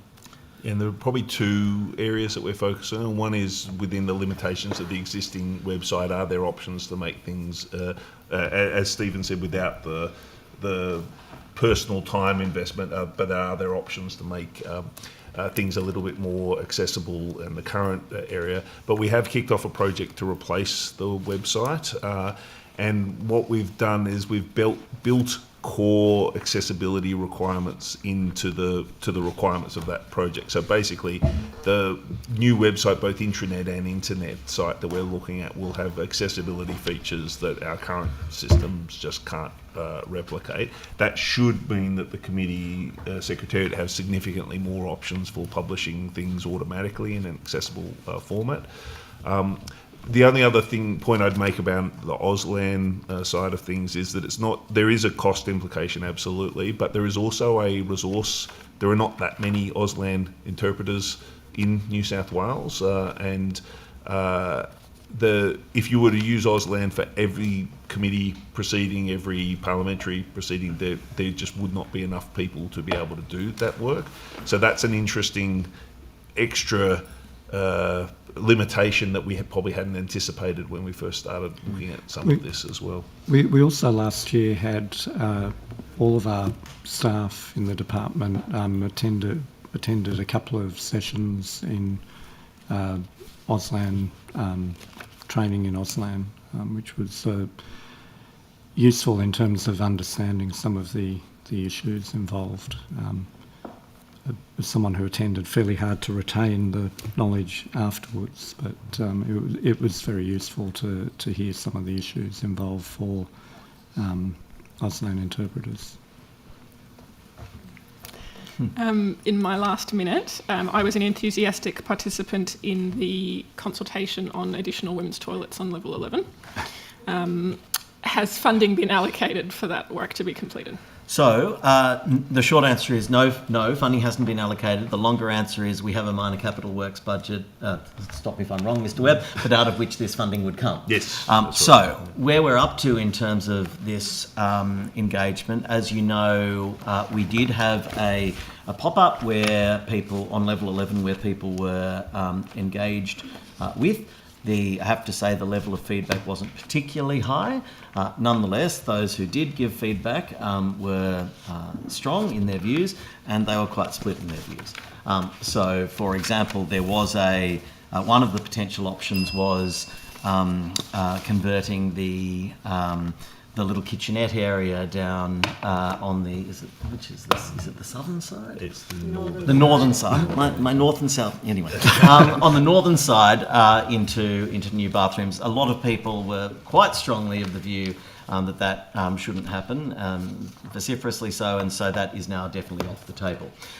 Nonetheless, it looks like we've landed on an option which will provide 2 new individual toilets on level 11 on the southern side. We will be now putting that option out to certainly the broader community, but very much all of the those who work on level 11 for their specific feedback. And then there's no secret.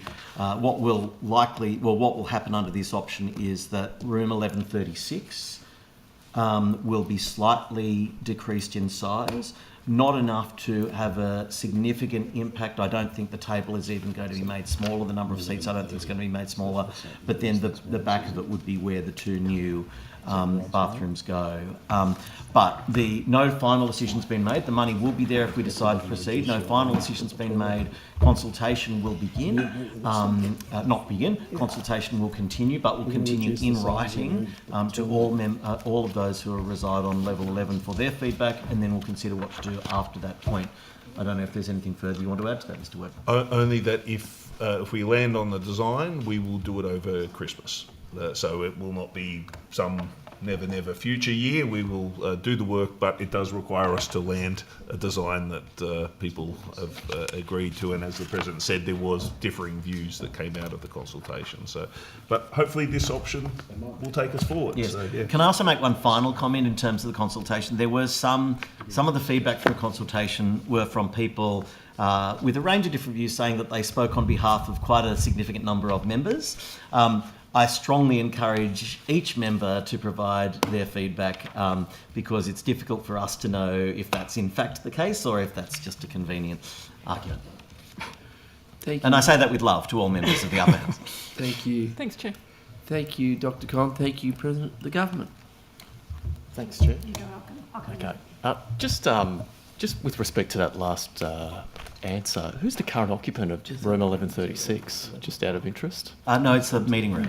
It's the meeting Or is it room. 1153? Is it 1153? Yeah, it's the meeting 1136 room. is Bob's office. Yeah. Sorry, I meant 11. Just we're turning Government Whip's office into 3 new toilets.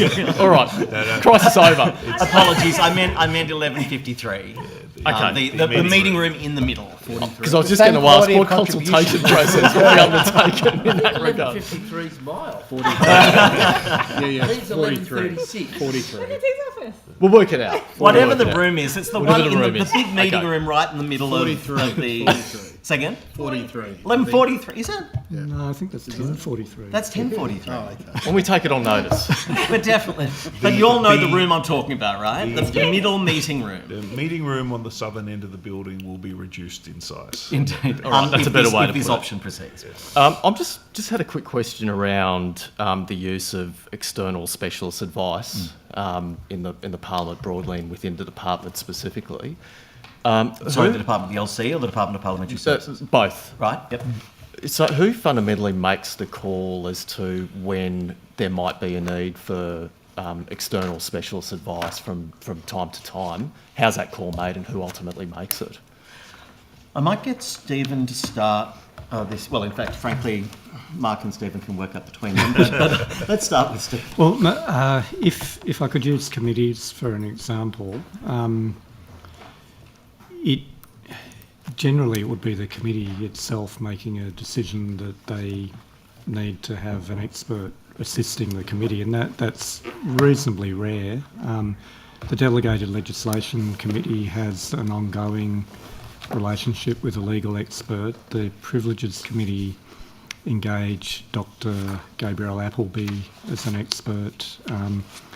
Generally, when the committee decides that they need an expert to assist them, the Secretariat will go away and consult previous experts that we've dealt with, identify an expert and come back to the committee. If it's say one of our other operations, we need a consultant to do some work for us. Again, that's rare in our department, but the first thing we do is check with the procurement officer in DPS to make sure that they're on a government contract, if they're they're listed as a government supplier. Depending on the cost, we might get 3 quotes according to the policy. If it's a smaller amount, we may just look for references or so on. There's also a system established with the Library Research Service several years ago with the idea that would be a source of expert assistance to committees, and they have some funding for that, and Mark could probably talk about that. Although we've used it a couple of times, it hasn't proved particularly useful because in the end committees like to choose their own experts rather than have it chosen by the Library Research Service. So we've sort of struggled to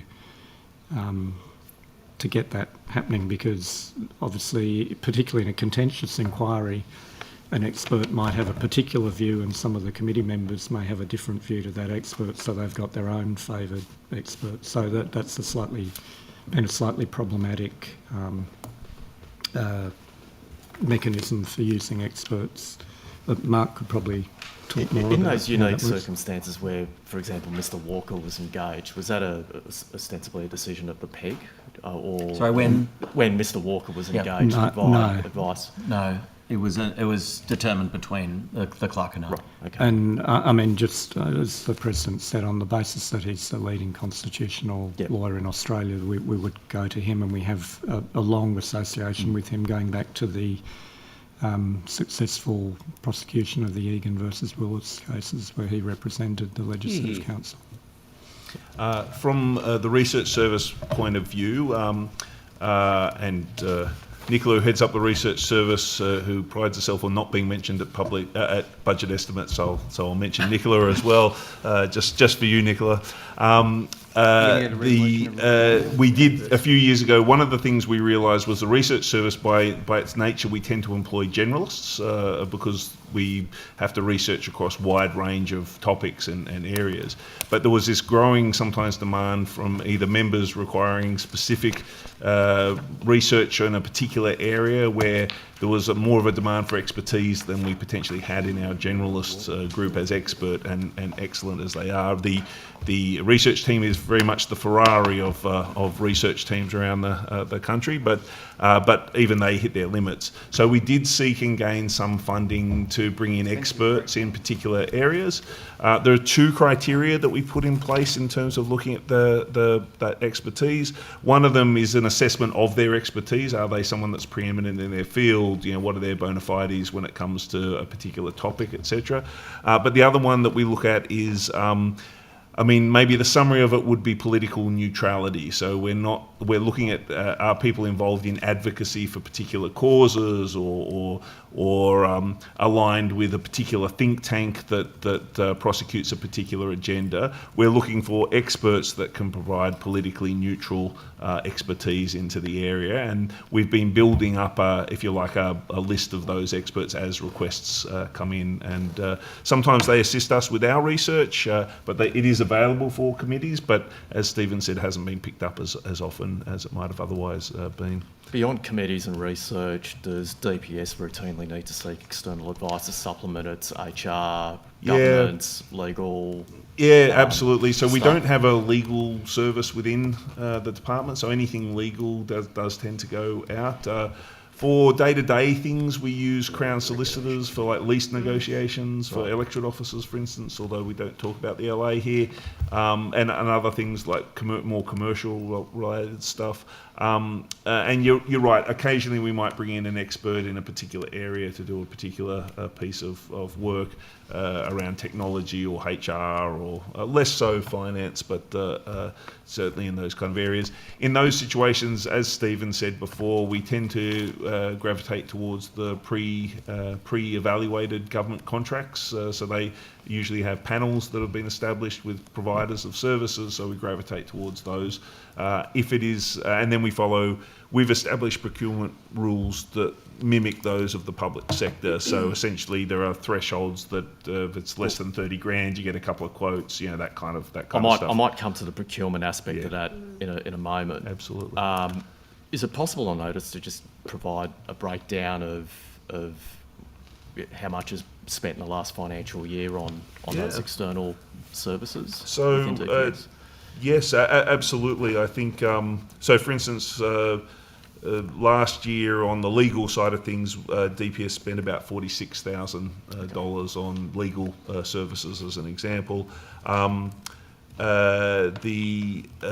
lot of the spending last year, we spent about $950,000 on other consultants, but a lot of that was things like the RISE training. So we had an external person come in for the RISE training, and in particular things like art conservation and the like. So we have a fairly extensive collection of artefacts. So all the conservation work we do, we have to bring in external people to do that work. So it's things along those. I can probably digest it better if I've got it in front of me. Just on notice. Yep. No, possible. Happy to do that.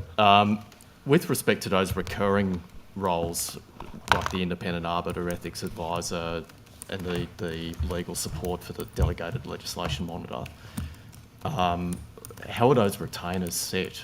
And is it possible to get those retainers on notice or some information about those retainers? Stephen? Each one is set slightly differently of the examples that you've raised. The ethics advisor, who's appointed by the resolution of the House, the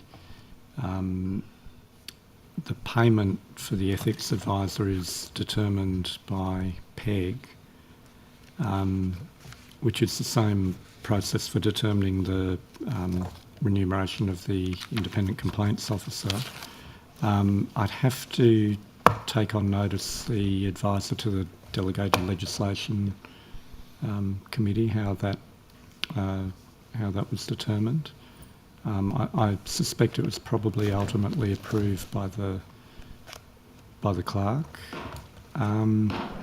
What was the other position? I mean, the ones I've got on my list are the ethics advisor, the delegated legislation monitor, advisor, the independent arbiter. Oh, the independent arbiter it's an ad hoc arrangement when there's a dispute. Although less ad hoc than at the moment. It's relatively regular. Yeah, but no, sorry. Mr. President approves the appointment of the arbiter, and the arbiter then just bills us according to how long he spent on the dispute. So a very complex dispute will cost a lot more than something where a member's just disputing two documents. I will say we get incredible value from Mr. Mason. He could charge us very much more than he does. Is it? I mean, again, on notice, just to provide whatever information you can with respect to the tenure, the nature of the retainers, if there are retainers, the rates and how much it is costing the department for those services? Okay, To- I'll to the take that. extent On, that you can. Privilege on everything. I'll take that on notice. We do report on it in our annual report. So certainly we've got last year's figures in the 2024 annual report. But I'm happy to take that on notice and come back to you for the figures for this year. Just with respect to the, I suppose the procurement process, the advertising for these services, the tendering for them, the selection of people to provide these services. I've been concerned for a while that we're not getting a diverse range of applicants and views, and I don't mean diverse in a just a gender and ethnicity sense, but I mean in terms of educational background, geographical region. Is there a protocol that could be considered by the departments, I suppose, that would encourage a broader range of candidates from backgrounds outside of those that we would ordinarily see from the usual networks? With the positions that you've referred to, for instance, for the arbiter, the standing order requires that it's a senior counsel or a former Supreme Court judge, which narrows the field. But I mean, there's still, I guess, room there to look at what you're describing. For the ethics advisor, I guess we've had the one person in that position for many years, and he does a great job. He's a former clerk of this house. No knock on anyone in the current positions, but just conceptually. looking forward. Yes. Yeah. Is there anything more that we can do to try and encourage more applicants who frankly wouldn't know about the nature of jobs that are available in this place without, proactively being asked to consider?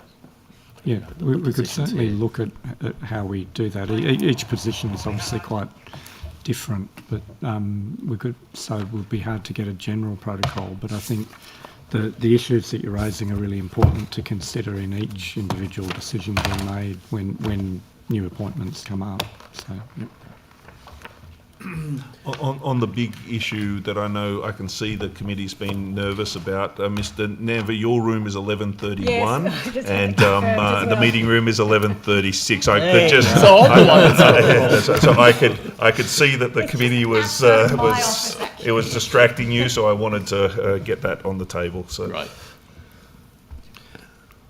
Thank you, Mr. Webb. Well, it is now time for morning tea. We're having a 15-minute break, and we'll see you back then, everyone.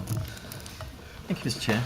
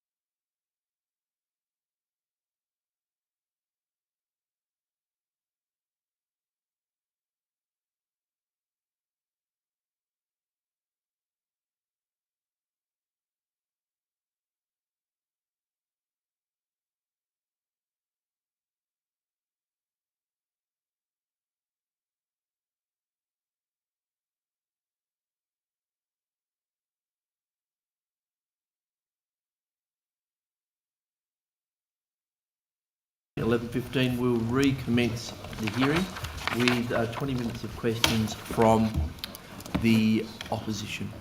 Mr. Chair, just before yes, you start, sorry. I've got Apologies, Mr. Reynolds. Do you have an answer? an answer to a question taken on notice from Mr. Fang about the costs of Brett Walker SC.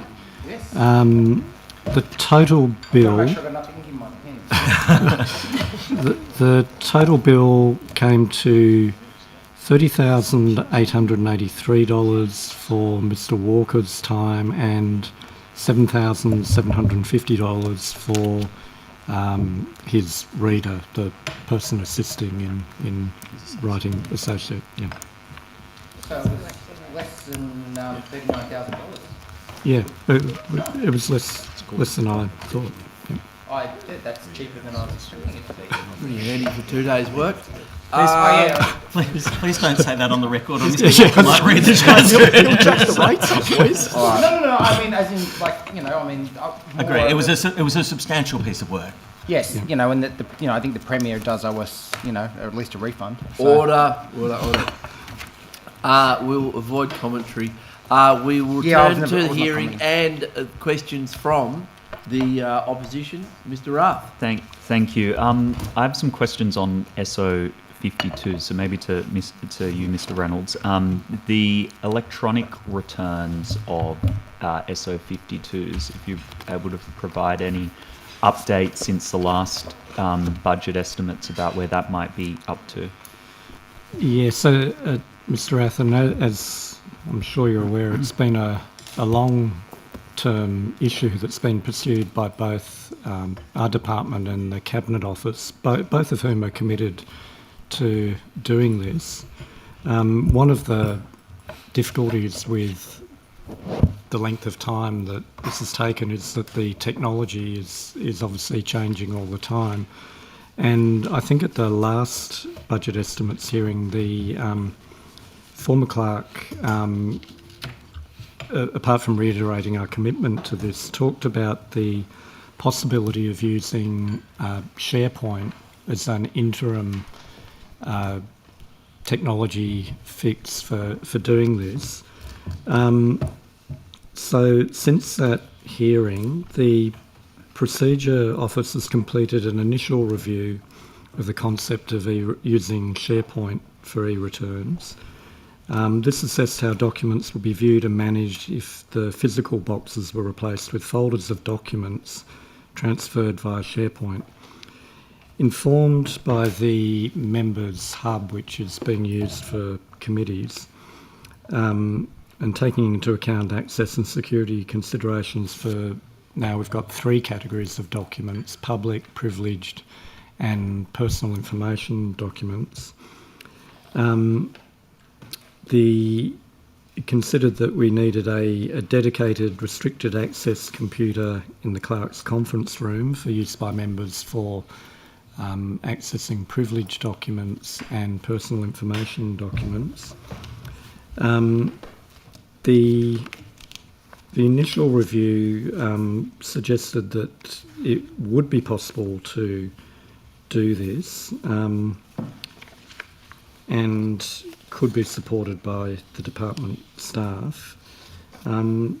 So following that, we've had an initial just verbal discussion with the Cabinet Office, and we're now meeting with them. I don't have the exact date, but it's in the next fortnight. We're having a meeting with Cabinet Office and their IT people just to discuss how we think it would work using SharePoint, and to get their response and hopefully buy into it. The longer term solution is a lot more complicated and involved again in the digital transformation area that Mark's responsible for.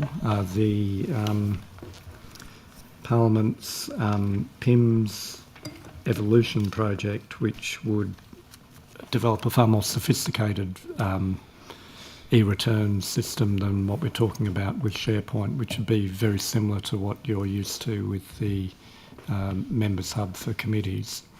But that's where it's at the moment. We will be meeting with Cabinet Office in the next fortnight, and we hope that the next time this is raised at estimates, we'll either be able to say, yes, this is a goer, or no, we're back to the longer term and more drawn out solution.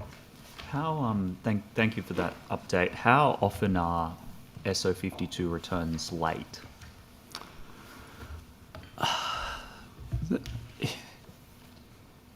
I'd say certainly the Cabinet Office make their best efforts to produce a return on time on the date that they're due. I'd say more frequently than being late is that they're incomplete, and that there's correspondence that says that we're providing you this by such and such a date, but Agency X still has difficulties in producing all the documents in the time frame, and we'll hope to get those as soon as possible. So I can't give you an overall answer, and obviously it depends on the size of the range of the documents being sought by the order. If it's a very simple SO52, then they're frequently on time, not always. But I'd say it's more an issue about incomplete returns being more of an issue than late returns. So some agencies and officers are late within the overall SO52 return. Like it's partly late, or part of the return. Yeah, some late. Agencies are late. Are there any agencies that stand out as being routinely late? Look, I wouldn't really want to comment on that. I mean, I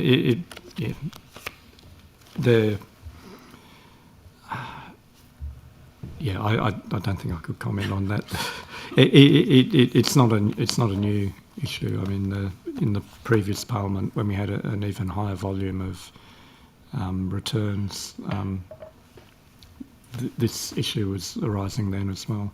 Is the Premier's office routinely late in their SO52s?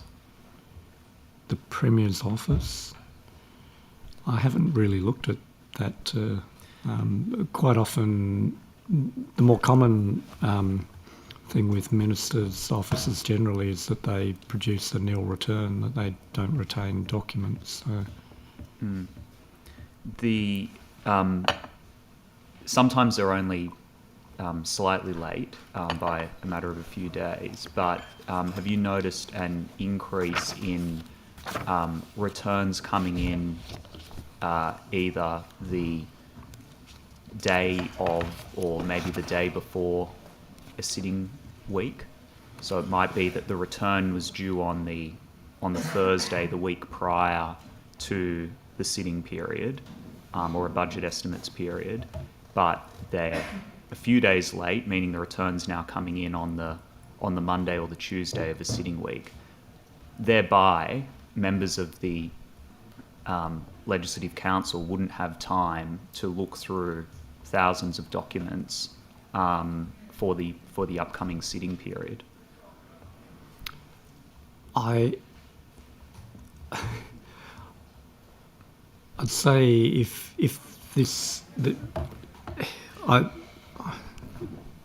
I have observed that that's happened, but I've also observed that happened in the previous Parliament as well. And again, it comes down to the size of the return, and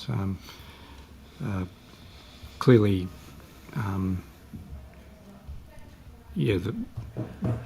sometimes you can observe that might be timing issues involved, but it's hard to sometimes separate that from how complex is the return. On the claim of privilege that the executive government sometimes requests on certain documents, has Keith Mason ever upheld a claim of privilege by the executive government? Has he ever upheld a claim of privilege? Yes. Yes, he has. Shame. I thought you were going to ask about parliamentary privilege as a claim. Well, it seems like most of them are spurious. I mean, how often? I mean, this is to Mr. It's rare. It is rare. Yeah. To Mr. Namber's point before about the cost of independent advice or contractors that the Parliament may use. How much is this costing us every time that we need to go to seek advice or a ruling, I should say, over something that we know will almost certainly come back saying that there is no claim of privilege by the executive government? A couple of things on that. One of the changes to the standing orders was to have this new category of personal information, because in the last Parliament the Arbiter was finding that some of the disputes were really just about the documents were privileged basically because they had personal information, people's bank accounts or something like that.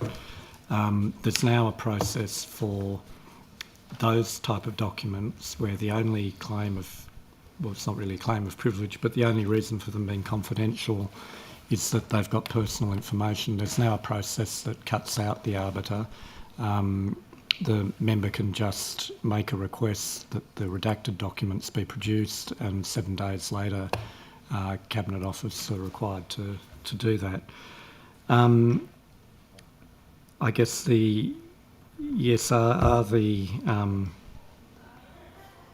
could money be saved by the government taking a more generous approach to claims of privilege? Certainly. I mean, I can detail, I've got some costs for various disputes that have been made recently if you want that. But, I mean, under the standing order, the executive does have the right to make those claims, and the whole Arbiter process is a structured way to address that. As you say, it's very rare for the claim of privilege to be upheld, but it has happened on a few instances over the years. What's to the cost? What's sort of a ballpark figure for as an example, for instance? Okay. A recent example. Well, I guess a significant dispute has been the one by Ms Boyd for the early childhood education and care sector documents, and that this is probably at the high end of complicated disputes. So there were two disputes, one of which cost $7,260 for the arbitration. The second dispute cost $3,960. Now that is for a very large amount of documents. There was one on a dispute on assisted reproductive technology in November of last year. That one cost $2,145 for the dispute. We've got one on greyhound welfare in August last year. That cost $3,547. And this is all from the committee's budget or the Legislative Council's budget? It's from the procedure budget, but we do budget each year for the fact that we will need to pay an arbiter. Generally, the last couple of years, I think we're spending around the $25,000 mark in a calendar year or financial year to cover the costs of disputes. But obviously, it varies depending on how many disputes members make. Does the House need the arbiter advice to publish documents that the government claims privilege over? Is that a step that we've taken to give us additional comfort, or is it a compulsory step that we need to take? It's the step that's required in the standing order. So at the moment, that is the step that has to be taken. I guess the only thing that I would say is that the advice from the arbiter is just advice. It's a recommendation. The House makes a decision, and so that potentially the House could make a different decision to the arbiter's recommendation. And I can only think of one instance where that's happened, but the House has got that right. But it's after an arbitration process because that's required in the standing order. Just on that, Mr. Reynolds, understanding that the arbiter process is in the standing orders, but in circumstances where the report is advice only, could the House seek to publish documents that the government has sought privilege over without seeking legal arbiter's opinion on the matter? And so the House, being the master of its own destiny, could seek to publish those documents in advance of a delay, given the process that seeking an arbiter's opinion often takes weeks. Not if those documents have been obtained through an SO52 process, because the House would be breaching its own standing order. Okay. You'd have to change the standing order.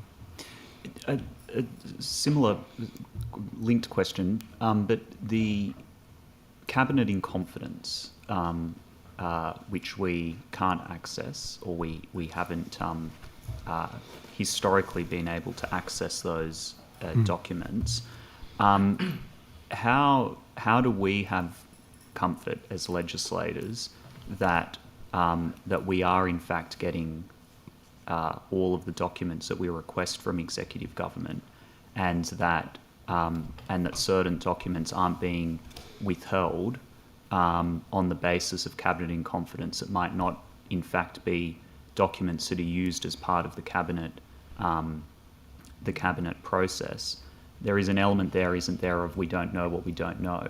We don't know what we could potentially be missing out on in terms of those documents deemed by executive government as indeed cabinet in confidence. Well, that's right. When we get a return and the understanding is that the documents haven't been returned because the executive regards them as cabinet in confidence, the letter we will get will just say that all documents lawfully required to be provided under the resolution have been provided. So that doesn't give us guidance. I mean, it's been an ongoing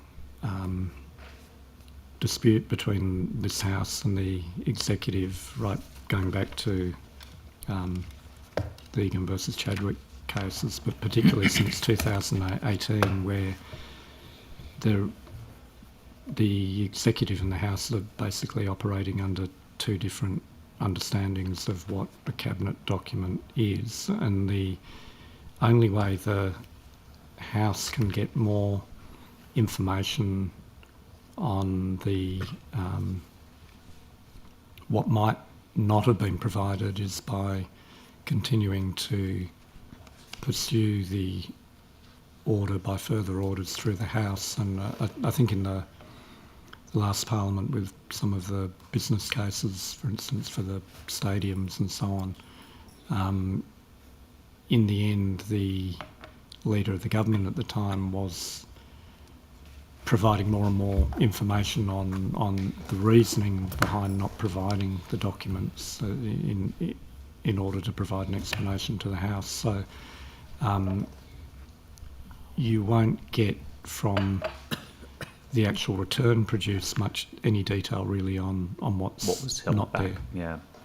In terms of the motion that was passed by our friends in the other place on the 8th of August, moved by the member for Sydney, relating to an SO52 that originated in the upper house, have you provided any advice on that particular matter? No. Is it your opinion that that the Legislative Assembly has the right to withhold documents from us? Point of order. Point of order has been Cover up. Here we go. Here we go. Mr. Fang. Mr. Namber. Protect Chair, our powers, I'm not mate, sure not- that opinions should be sought from the witnesses during budget estimates under procedural fairness resolution. Oh, that's spurious. I'll challenge that point of order. This is I to- won't uphold I think it was more of a rhetorical question. Or I'm as the clerk has, in the past been able to provide advice to. So this is to the point of order? Yeah, Yep. to the members of the Legislative Council about how the standing orders should be interpreted, or we've routinely sought his advice on that, and I'm seeking his advice in this particular question about whether the motion from the Legislative Assembly, in fact, is in accordance with the Legislative Council's power to request SO52 documents. Yeah, I won't uphold the point of order. I think it's a good question, and I think that the clerk is free to answer. Yeah, I'm not going to comment on a resolution of the other house. There have been past returns where correspondence from members of the Assembly to a minister about an issue have been provided as part of a return.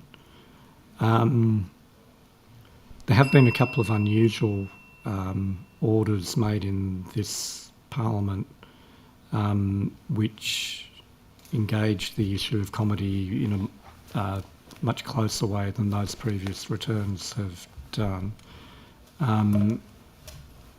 Particularly the issue of drafting instructions from LA members to Parliamentary Council, which I understand that this House then excluded that from the further order made. But I think that's really all I can really say. I don't want to comment on a resolution made by the Assembly. Thank you, Mr. Reynolds. The government. Thank you. Dr. Kane. Thank you, Chair. A range of different topics of questions, Excellent. if that's okay. I wondered, when we have our long sitting nights, where we, extend into the night, is there somewhere for LC chamber staff to go and, have a bit of a rest, i.e. nap, because we're requiring them to be there? I just wondered what the provisions were. Whoever is more appropriate to answer. We did at one stage, particularly when the hard adjournment used to be at midnight in the last Parliament, we offered, we booked a couple of hotel rooms to offer to staff, particularly who live a long distance away, that if we were sitting past 10:30, that they could, if they wanted to, take advantage of that. It didn't really work. So it's a difficult one. Most staff prefer to go home and sleep in their own beds. We do try to stagger, particularly with the chamber support staff who, and some of the procedure staff, we try to stagger it so that if someone is working late, they come in later that morning.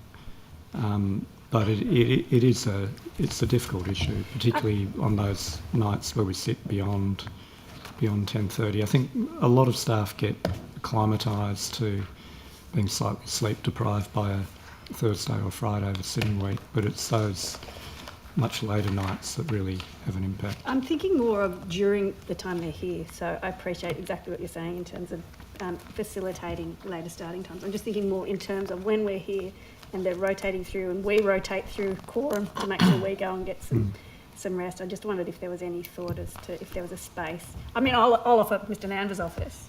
Now that I know the room number, I'm happy to But I just wondered if there was any sort of space set aside, just somewhere that they could, while So they're still a sleeping pod or something. Yeah, exactly. I'd be interested in. Yeah, no, we don't. Something I'm very happy to look at. We don't have. It used to be the case, for instance, in Hansard that people would sleep overnight, but the work health and safety review we did a few years ago indicated that that was not great practice and that we would be much better off setting fatigue management policies that would remove the need for people to have to sleep here overnight. So there's two areas where chamber and support staff can access for. They're not sleeping pods. There is no beds available for anybody. But on level 8, there is a space where a kitchen. There are chairs that people could relax in. They would not be able to sleep there. And then down on level 5, there is some space that the various staff can access, including the chamber and support staff. But none of those are beds in the way that you're referring to. People could rest, but not sleep. Might that be something we could at least... I should confess that the clerk and deputy clerk have that couch that you sit on actually pulls out as a bed. I've never used it, but my predecessor did. All right. I mean, don't reveal anything you don't want to. Thank you for that. I'd appreciate if it could be given. Yeah, we can. I'm very happy to look at it. So. I wanted to move to sustainability, and perhaps the President, these might be for you. I mean, just as a general principle, the Parliament should set best practice for sustainability and circularity. I think we'd probably agree that that would be an aim. Yep. To that end, seeing as Parliament is a fairly closed building and people generally keep their food and drink within the building, Yep. Is there a reason why we are still using single-use disposable coffee cups, and have we considered doing a sort of trial to phase them out? So I might give a little bit of context first and then address the specifics. I do agree with the fundamental premise that it is very important for any building or any major organisation or any employer at this stage of the 21st century to be focusing hard on sustainability. But I think it's even more important that we do it as an exemplar as the Parliament. So the premise I'm 100% on board with. We are doing a range of things. We're using compostable packaging. We've obviously appropriately banned plastic straws. We've got different receptacles for waste. In fact, an achievement of yours from the last budget estimates, Dr. Kane, was in fact the establishment of a receptacle for people's clothes. Which is excellent, and we are always open to more of those sorts of things, whether it be, the establishment of the Indigenous garden on level 9 to reduce the carbon footprint, but also provide us with extra excellent produce, or sourcing local when we possibly can.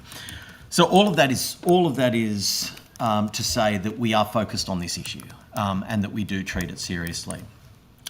I also note that we do currently discount coffee and tea when you bring your own cup. So we have started down this line. I think it's 50 cents, if I remember correctly.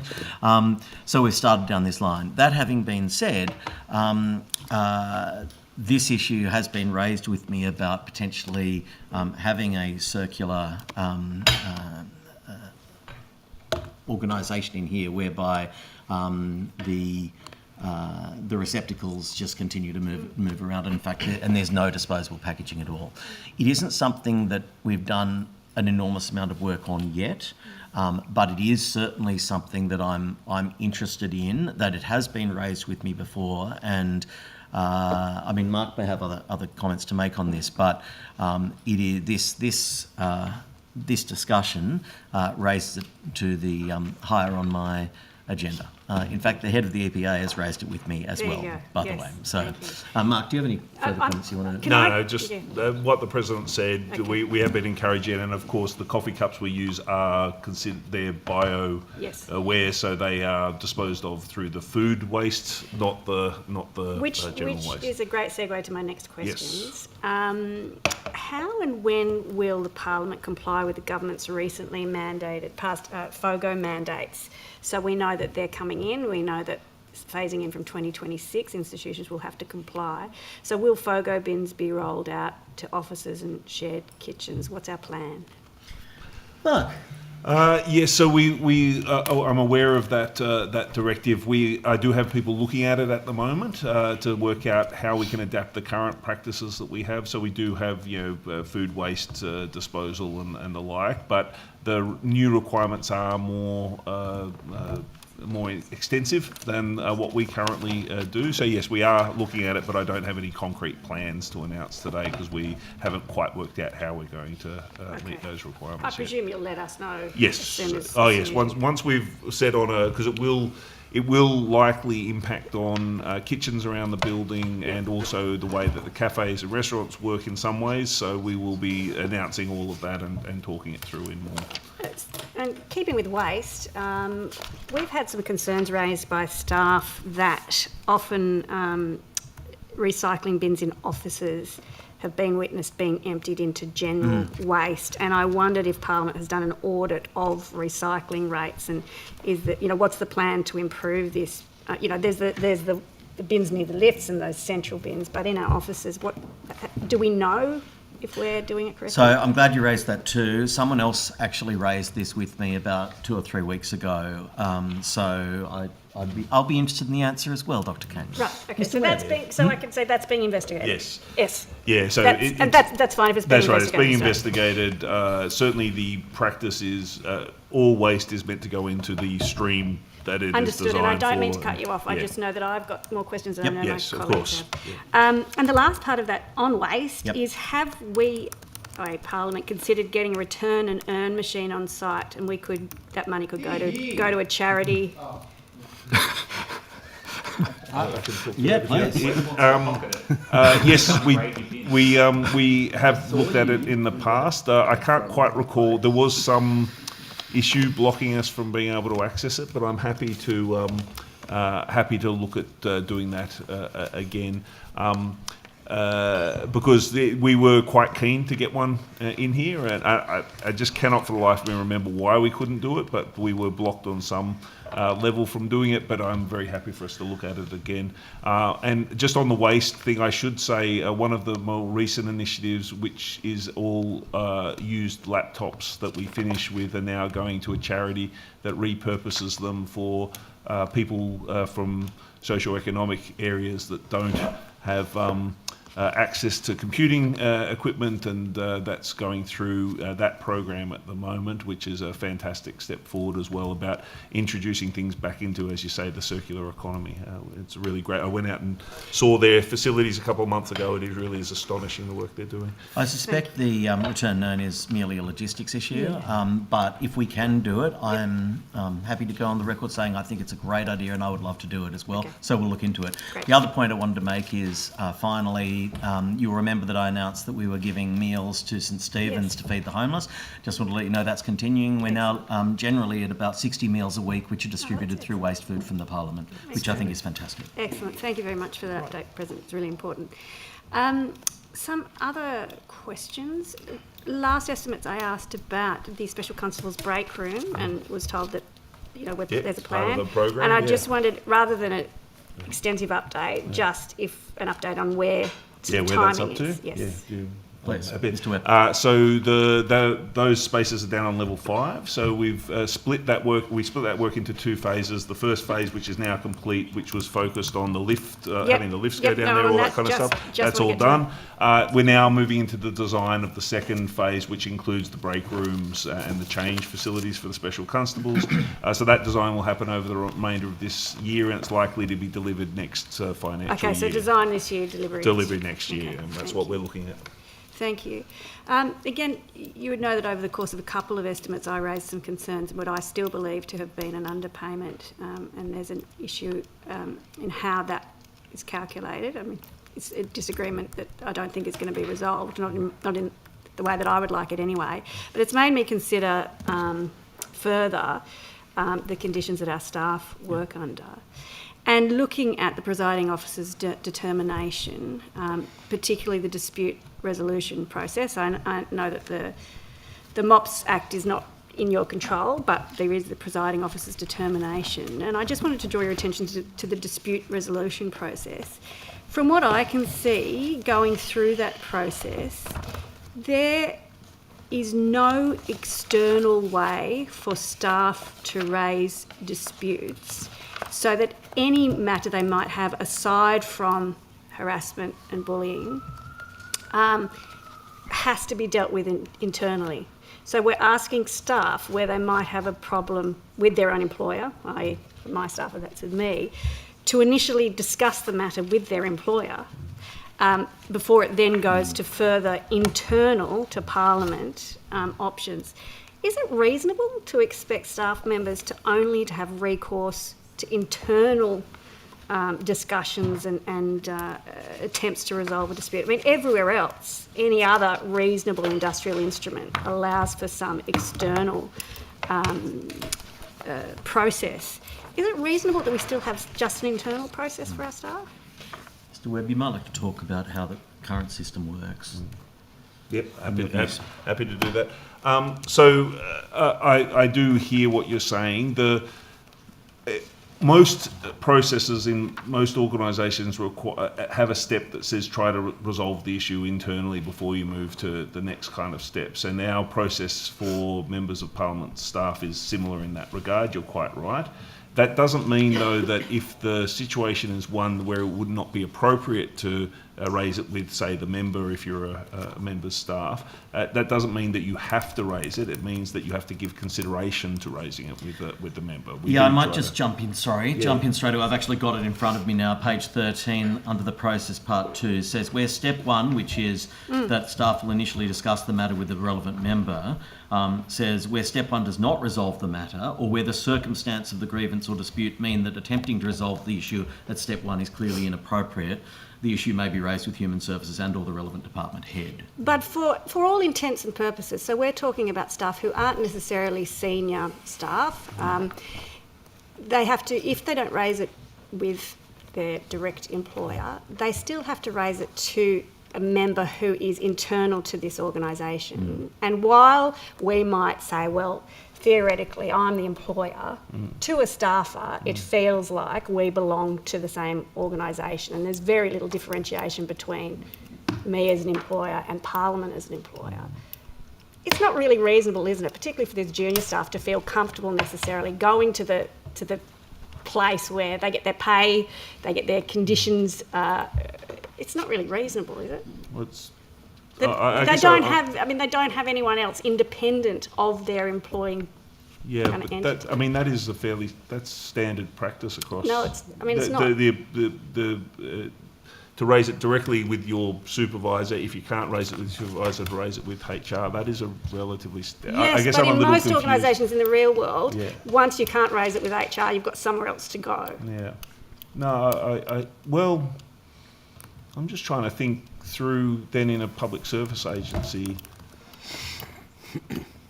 Well, you've got an award, for an example. You've got an industrial tribunal. Yeah. You've got somewhere external to take. But the access to things like the industrial tribunal, as you say, as you said at the start, that is a feature of the MOPS Act. So if that was going to change, then the Act would have to change in order to have that through. Obviously, members, we do have issues raised on behalf of staff by the union as well, and so, but not all member staff are members of the union, but that is a mechanism by which people can raise things with us through an external body. But you are correct to say that one of the features of the MOPS Act is that people don't have access to some of those external bodies that other people in employment have. So in your capacities determining, with that determination, do you make recommendations about how, the scope and what you can do within the confines of the MOPS Act? How does what you decide interact with the MOPS Act when you feel that it's not appropriate or it's not working in a way that's best practice? I'm happy to talk to that too. That's an excellent question. We had a situation a couple of years ago, for instance, where it became clear that the residual responsibility that the presiding officers have for work health and safety, in a situation where a finding of bullying had been created against a member staffer, and the member refused to act. There was actually no way under the MOPS Act for the presiding officers to insist on action being taken. So just to use that as an example, what we determined, and this was previous presiding officers, so the current president won't have a position on this, but with what we put forward to the presiding officers at the time, that we felt that was a limitation of the MOPS Act that prevented good governance of employment relationships. But we are not the responsible minister for the MOPS Act, so what we needed to do was then put, I think it is the Premier that's the responsible minister for the MOPS Act, if I'm remembering correctly. Right. Yes. And so we had to put to the Premier of the time that we wanted to make that adjustment to the MOPS Act to give the presiding officers the ability to act under those circumstances. So theoretically then, if you felt that actually it was inconsistent with modern workplace practice to not have recourse to an external tribunal, theoretically then, in line with what the example you've just given about employment relationship, you could suggest that in consideration of the MOPS Act. So is that something you're willing to look at and consider? So, I mean, I'm happy for us to consider it. I guess the factor that has come up in the past when we've looked at this is that it seems, if you look at the second reading speech and the MOPS Act itself, it seems to be the deliberate intent of the MOPS Act that people not have access through those mechanisms. So it's not a side effect, it seems to be a deliberate intent of the Act going through as well. So that has been one of the things that we've had to think I understand that, but as we know, with any legislation, times change and circumstances might deem that, reconsideration. And so if it's within your purview to be able to form views and make suggestions as opposed to make the changes, it might be worth considering that it's out of step with appropriate workplace practice. And that would be the mechanism that if we form that view, the mechanism we would use would be to make representations to the responsible minister to consider changes. That's the mechanism we've used in the past to try and make that kind of thing happen. So. Thank you. Thank you. There's a consensus amongst all members, I believe, but bipartisan within the crossbench, that the role descriptions and classifications of MOPS staff don't align with the tasks that they actually perform. And I appreciate the presiding officers have methodically been working through a range of MOPS issues and determinations, starting with the pay issue and then the non-financial determinations. I'm just interested what progress is being made with respect to a review of the position descriptions, classification structures, capability framework, which was the next part of the MOPS reform project, I guess. Sure, really happy to talk about this. So, as you rightly point out, this is a tripartite issue. Obviously ensuring that we secured the public sector wage rise was important. That was achieved. Determining the non-financial or drafting the non-financial determination was important and achieved. And now, of course, we've got to address the issue that you rightly say is not only a bipartisan issue, I think, on all sides of politics within the Legislative Council, but also is something that I agree with, and as does Mark as well. And as you know, we've done some work already towards the new classification structure. We've had some consultation already, and that's given us, in effect, the landing of the agreed upon principles that you've just enunciated, which are that there should be a revised classification structure, that the current roles and responsibilities that are recognised are not in alignment with the roles and responsibilities that are actually performed by staff. So we agree with the fundamental premise. In the last budget estimates, I said that we were now looking to progress a consultation phase and would do so, I think I announced, before the end of the year. And I can announce now that we've done more work on that and that we will do it in the following way. The first is that the first part of there'll be two stages of the consultation phase. The first stage will be launched in October this year. This is primarily as general feedback to the changes needed to the determination. Obviously, we start with the premises which we've now landed on because of this previous work and the principles, and we want people to feed into their general, what their general views are around it, around what also should be considered when we consider this classification review, and any other issues that have arisen. You might remember at the last budget estimates, Ms Boyd raised an issue about the disparity between upper house research officers for crossbenchers and lower house research officers, something with which I wasn't aware, but obviously that's exactly the sort of thing that should be coming into this first round of consultation. So that will come out in approximately a month or so, in October. That will provide the framework, or the suggested framework and principles under which we would like to work through. But that will allow an opportunity for others within the parliamentary community and externally, unions and so forth, to provide their feedback at that point about how the entire structure.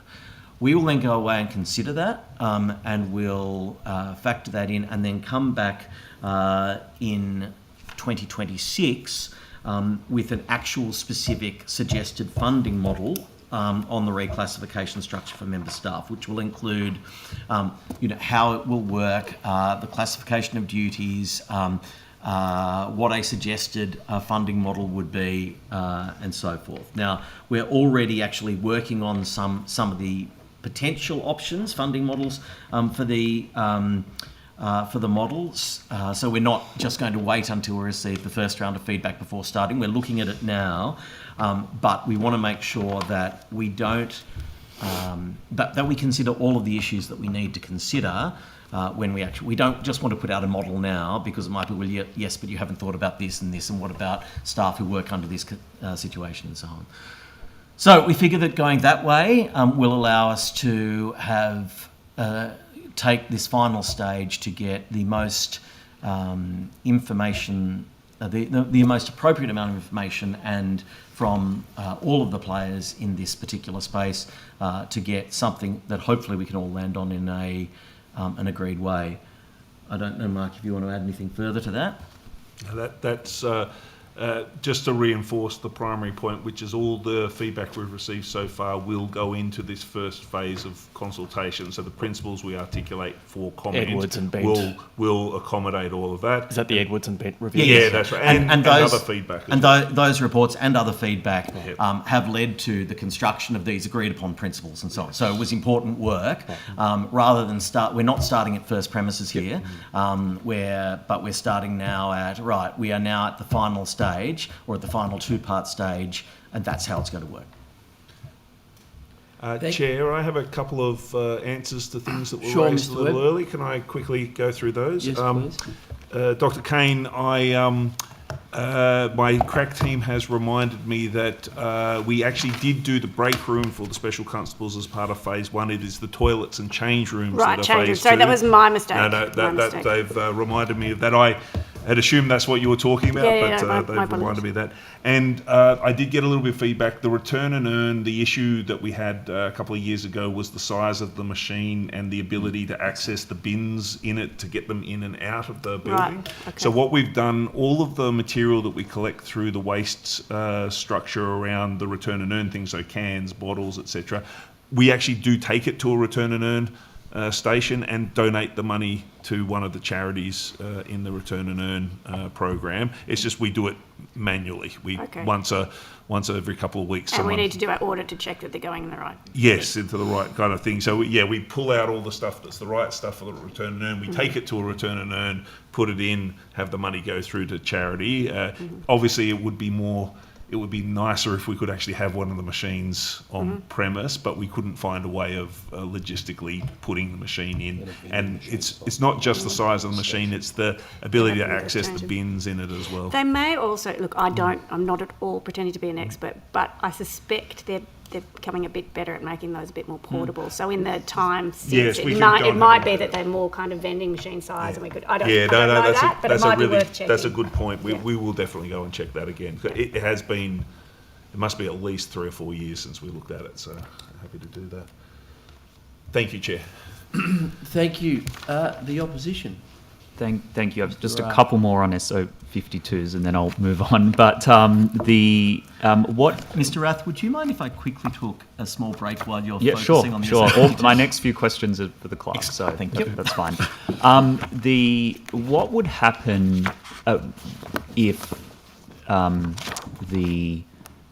in the situation where the Legislative Assembly and the Legislative Council had different views on SO52 documents? What would be the next steps if they had passed a motion saying that their opinion is that the Legislative Council doesn't have a right to certain documents, and if we're insistent that we do, what would be the sort of next steps thereafter? It obviously becomes a constitutional issue or a legal question, but what are the next steps?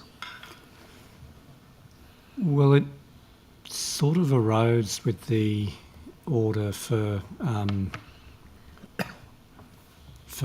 logs for ministerial drivers, where the Speaker and the Leader of the Opposition in the Assembly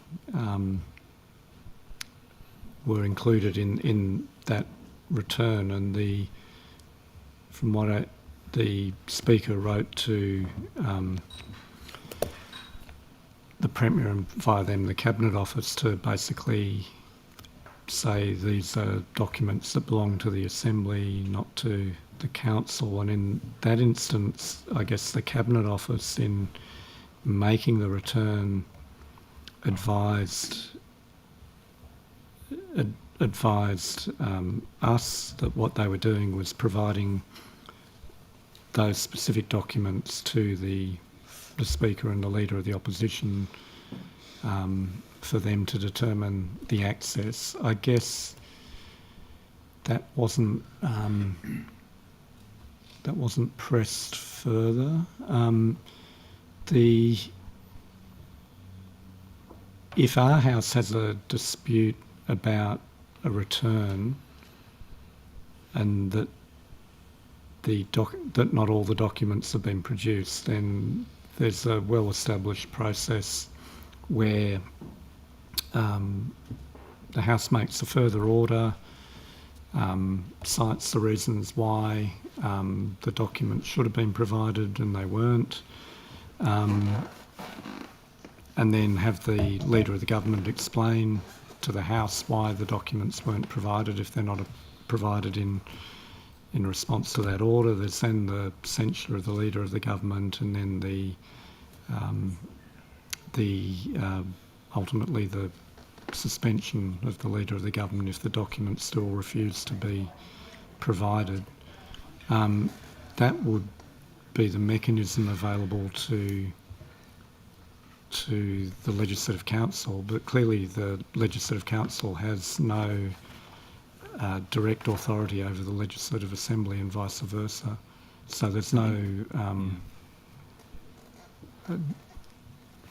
consequence. But I suppose it's more what is a Legislative Assembly document is probably more the dispute than whether it's not. I'm not asking so much about the Legislative Council's ability to summons documents from the Legislative Assembly. I think it's a separate issue, and I take the point about getting documents from the Speaker or from individual members of the lower house is an issue regarding comedy, and they're not executive government.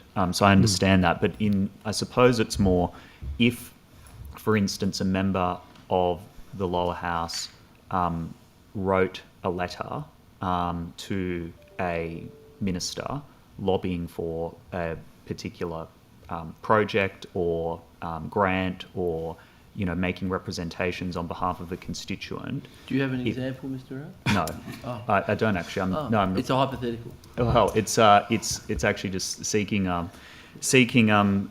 some advice about what would happen in this situation. But if in that case, well, it happens all the time, right? Members of Parliament write to ministers all the time on behalf of their constituents, often lobbying for various projects. But in that case, the documents that would be being sought by the Legislative Council is from government documents held by the minister or by the department, not seeking documents from an individual MP. If there was a dispute that happened in that case, it's not so much up to us to censure the leader of the leader of the government isn't it then it becomes a dispute where the lower house has a fundamentally different opinion about what is classified as a legislative assembly document versus an executive document that we do have access to. I'm just struggling a bit to answer that. I think, as I've said, in the past, the type of document that you've described has been provided to the Legislative Council as part of a return, where it's just an Assembly member writing to a minister about an issue or something like that.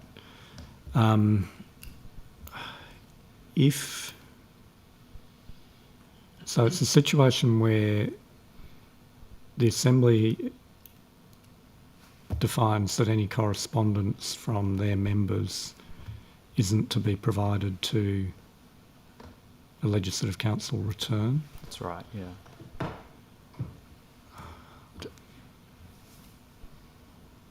I mean, I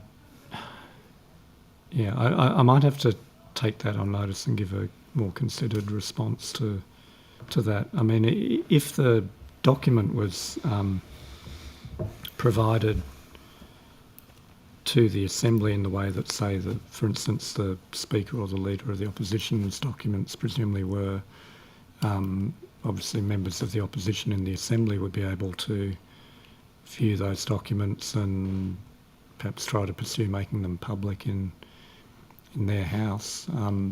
But I'd have to look at that question that you've asked. I think it's more the document is held by the minister or the department, which is why surely we, under our Standing Order 52 provision, are able to access that. Yeah. It's not what the origin of the document was. I mean, a private business could write to a department in some way.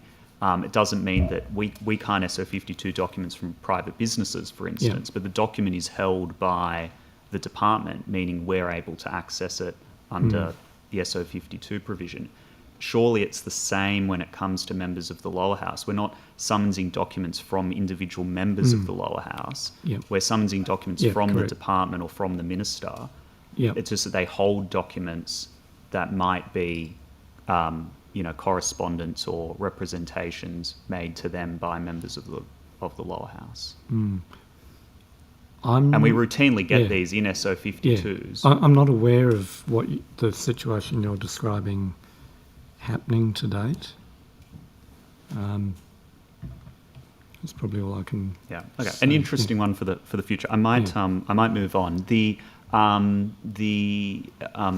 I was going to ask before, but I got sidetracked when I was on cybersecurity. But the other interesting issue is, which is always spoken about, including by you, Chair, is AI. And I was wondering what risks there are with AI for us as a parliament, but also what opportunities in terms of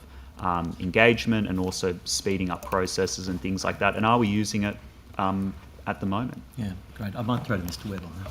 Yeah, absolutely. And I know Yeah. Mr. Reynolds will also, because he is absolutely looking at this in the context in particular of committees as well.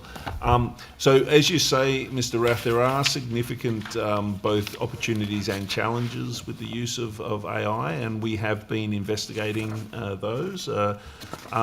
In particular, if you look at the ethical use of AI, one of my concerns is that if you look at some of the large language models like ChatGPT, in order to what you feed into those systems then becomes part of the background information available to those systems to generate responses, and so the potential that information that is private to the Parliament could inadvertently be put into the public domain through mechanisms like that is, for instance, an example of the kind of challenge that we have to look into. There are many solutions to those challenges, but it's a good, I guess, a good example of why you can't just jump in and start using these things willy-nilly. It's important to take a very considered and thoughtful approach to that.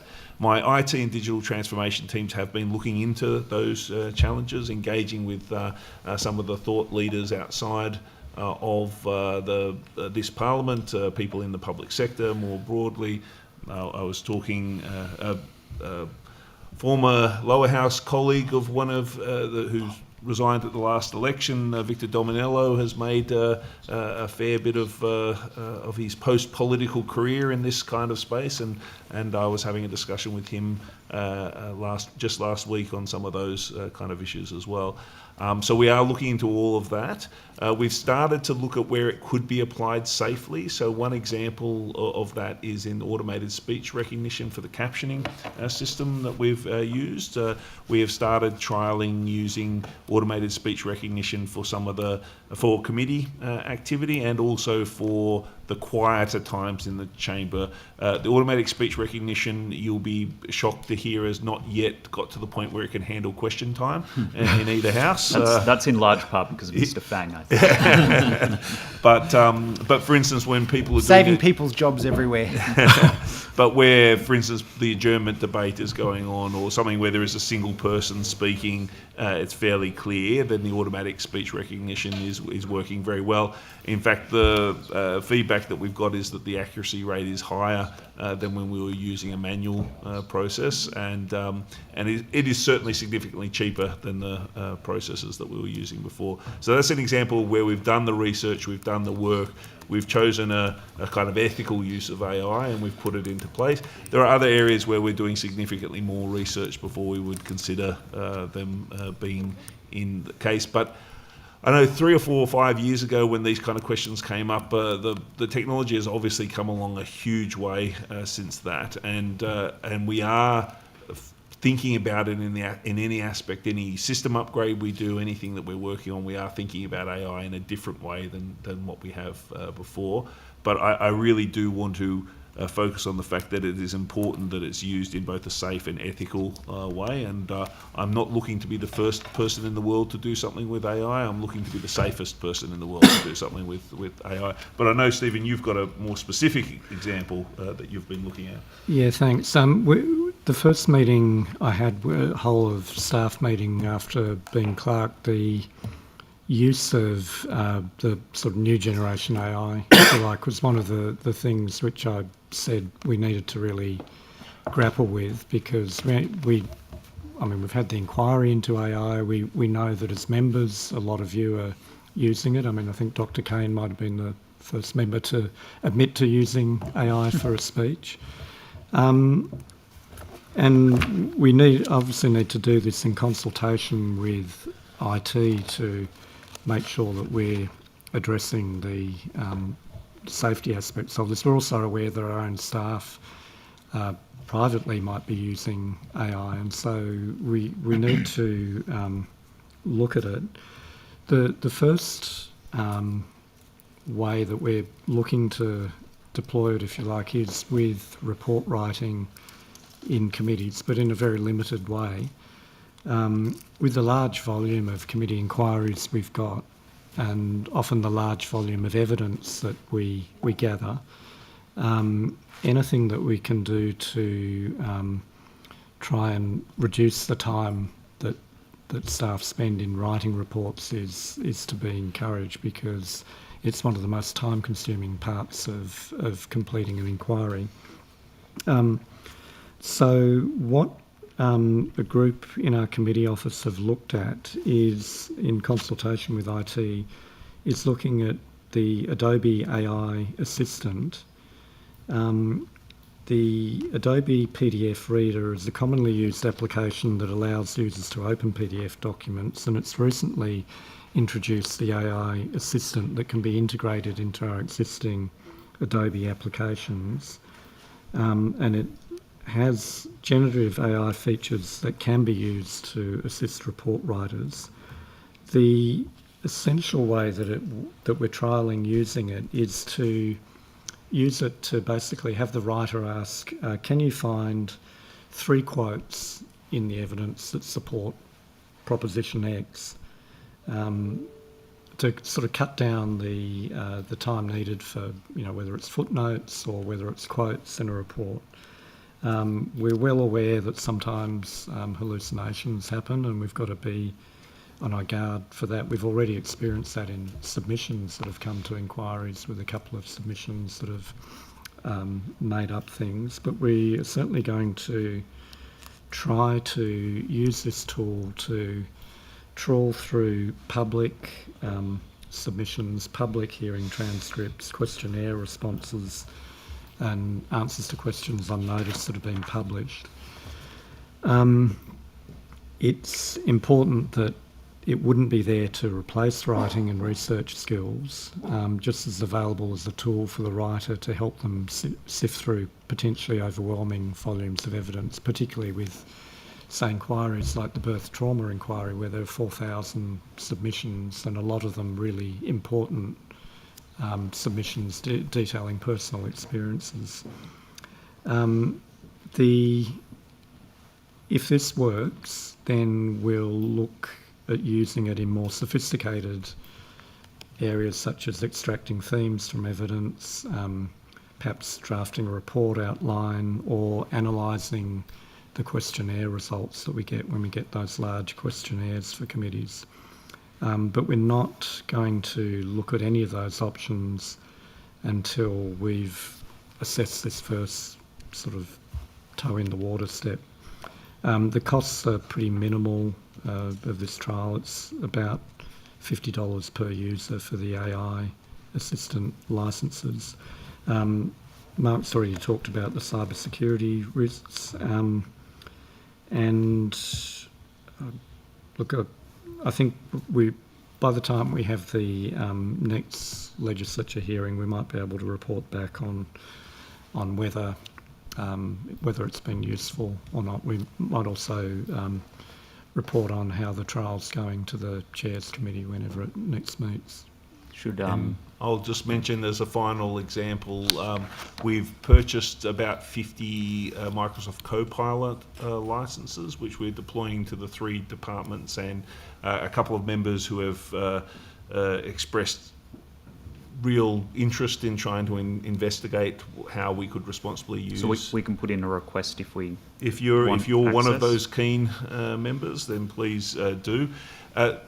Rolling out Copilot across the entire institution would be quite expensive. I'd have to free up about $1 million to do it. So what we wanted to do was get some licenses, work with people who are early adopters and very keen in this space to work out what some of those implications would be, so that we can put a case together for the investment in rolling out further if that investment is warranted. So that's another example of where we are looking to make small inroads, cautious inroads, but seeing the great potential for this technology. And I guess, as Stephen's alluded to, I'm also conscious that people who make inputs into the parliamentary process are probably starting to use AI to make those inputs as well. So making sure that we are keeping up with our capacity to handle those inputs as they come through as well is an important part of all of that.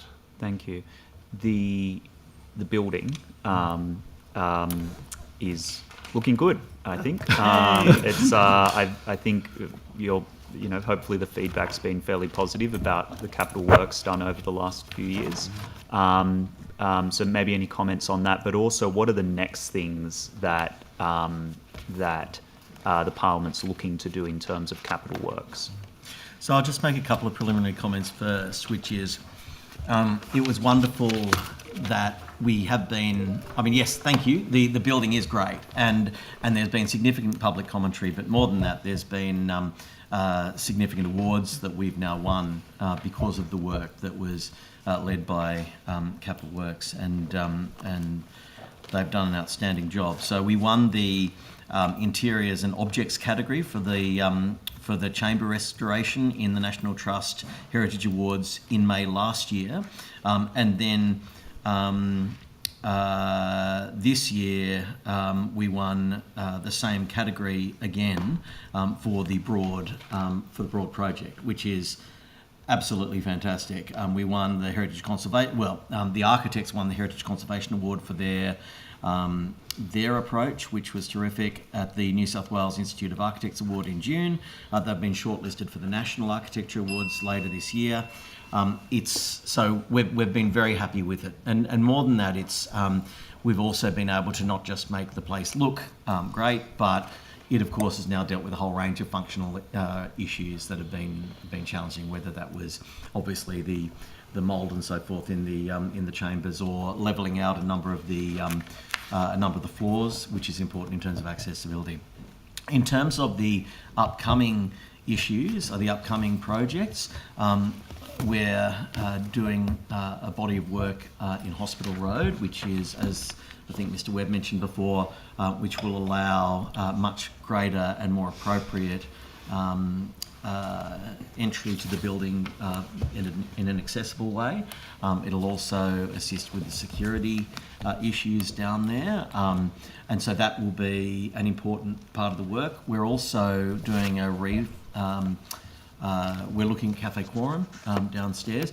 In much the same way that we needed to do the Long Bell, there are some quite significant WH&S issues that need to be addressed, and so in then addressing them, we will be able to do some of the aesthetic stuff as well, and actually make it a more appealing venue.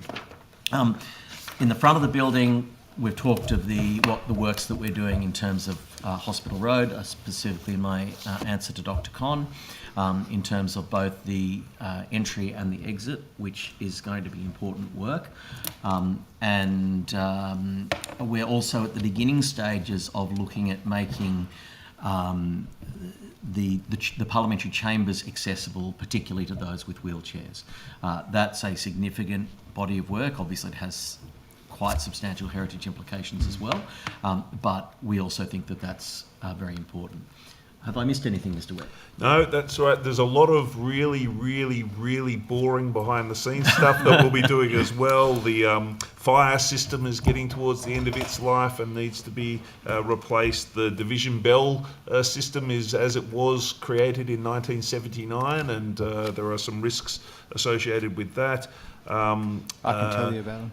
Members' balconies. We did a lot of work on the membrane for the building a few years ago, which has been fantastic and has worked really well. But what that means is that now that the roof is no longer, which is a good thing, no longer absorbing a lot of water into the insulation, it means that the water is, as it should be, coming off the side of the building, going down the channels that we have down the building. But what we found is that there's been some real erosion in some of those channels over time. So there's a couple of points of the building where water is coming back in to the building at lower levels because of the drainage that comes down the side of the building. No concrete cancer? Yeah, no concrete cancer so far, but some real work that we need to do in that. It's all, in some ways, really, really dull stuff. Some of the core units for the air conditioning system heading end of life as well. There is a consistent background set of stuff that we have to do.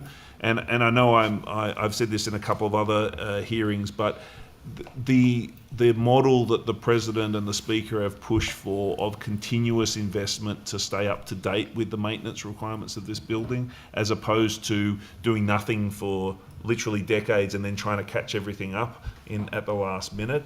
I think that's going to have profound implications for how this works moving forward, and it is good to see us being able to do some of these boring things, because previously it was very hard to get people's attention on the boring stuff, but the boring stuff is what keeps the building operating. So, Thank you. Thank you. Just one quick one before we hand back to the opposition. The government, do you mean? To you. Back to the government. Sorry, back to the government. Apologies. Soon to be, President, Standing Order someone's got that. 13. Standing Order 13. Is it lawful? Because it requires new members to swear either the oath of allegiance or the pledge of loyalty. The oath of allegiance says, "I swear that I will be faithful and bear true allegiance to King Charles III." And the important part is his heirs and successors, It's my favourite. according to law. The Constitution Act, disqualifications 13A through 13AB, says that you are disqualified from Parliament if you take an oath or make a declaration or adherence to any foreign prince or power. Are those two? Are those two? And has there ever been any advice sought? Are those two in conflict? And how is it not the people who have taken the oath of allegiance Can we not expel them? disqualified from Parliament? Yes. Expel them. Thank you. Noting that the eighth in the line of succession is Prince Andrew, the Duke of York. So it will shock you to know that my very excellent staff haven't prepared me for this particular question. I think that firstly, I'm not a lawyer. Secondly, I am happy to look at it if there is any substance here to look at. But my third comment is, my instinct is that the interjection from the Honourable Chris Rath is quite correct, which is he is not the King of England, he is the King of Australia, and his successors are his successors to be the monarch of Australia and the head of state of Australia. And whatever your views or others' views of that may be, Mr. Buckingham, that is the current system under which we all operate. A good answer, the wrong answer, but a good answer. The opposition. No, we're the government. Oh, the government. I've forgotten the government. Sorry. You're giving the vibe. Sorry. All right, I'll just the government. kick off with a Sorry, relatively Mr. Murphy. simple from the question before I pass on to my colleagues, which is something we were discussing before it started. Thank you very much for changing over the chairs. I think they really have been welcome. Sitting through weeks of estimates in comfortable chairs is really useful. But is there a plan to deal with the tables? Now that we've got chairs at the right height, the tables are a little bit low.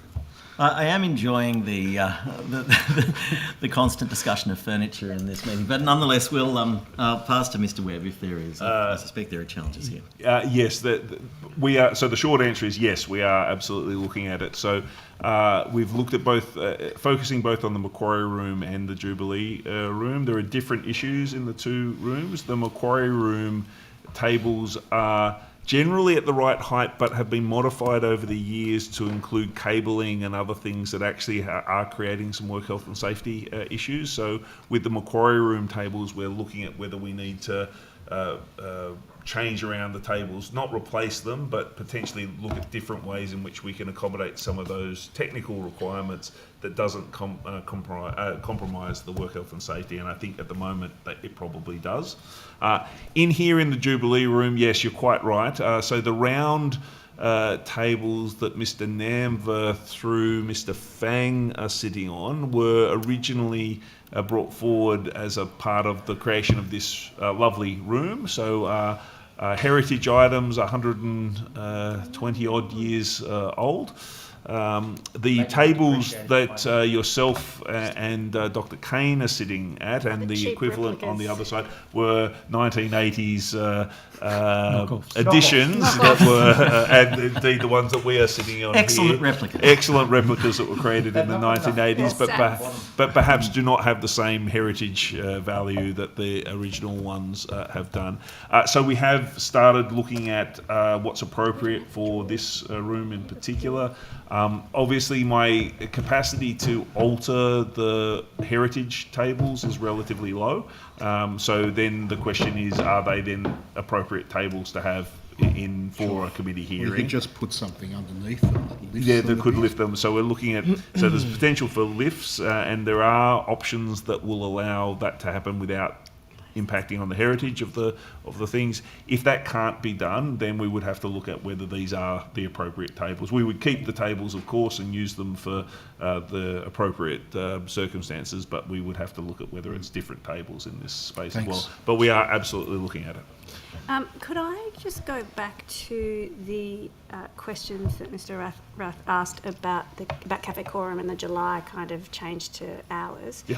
I just wanted, you mentioned that one of the ways you were trying to manage that is having people on leave and that kind of thing.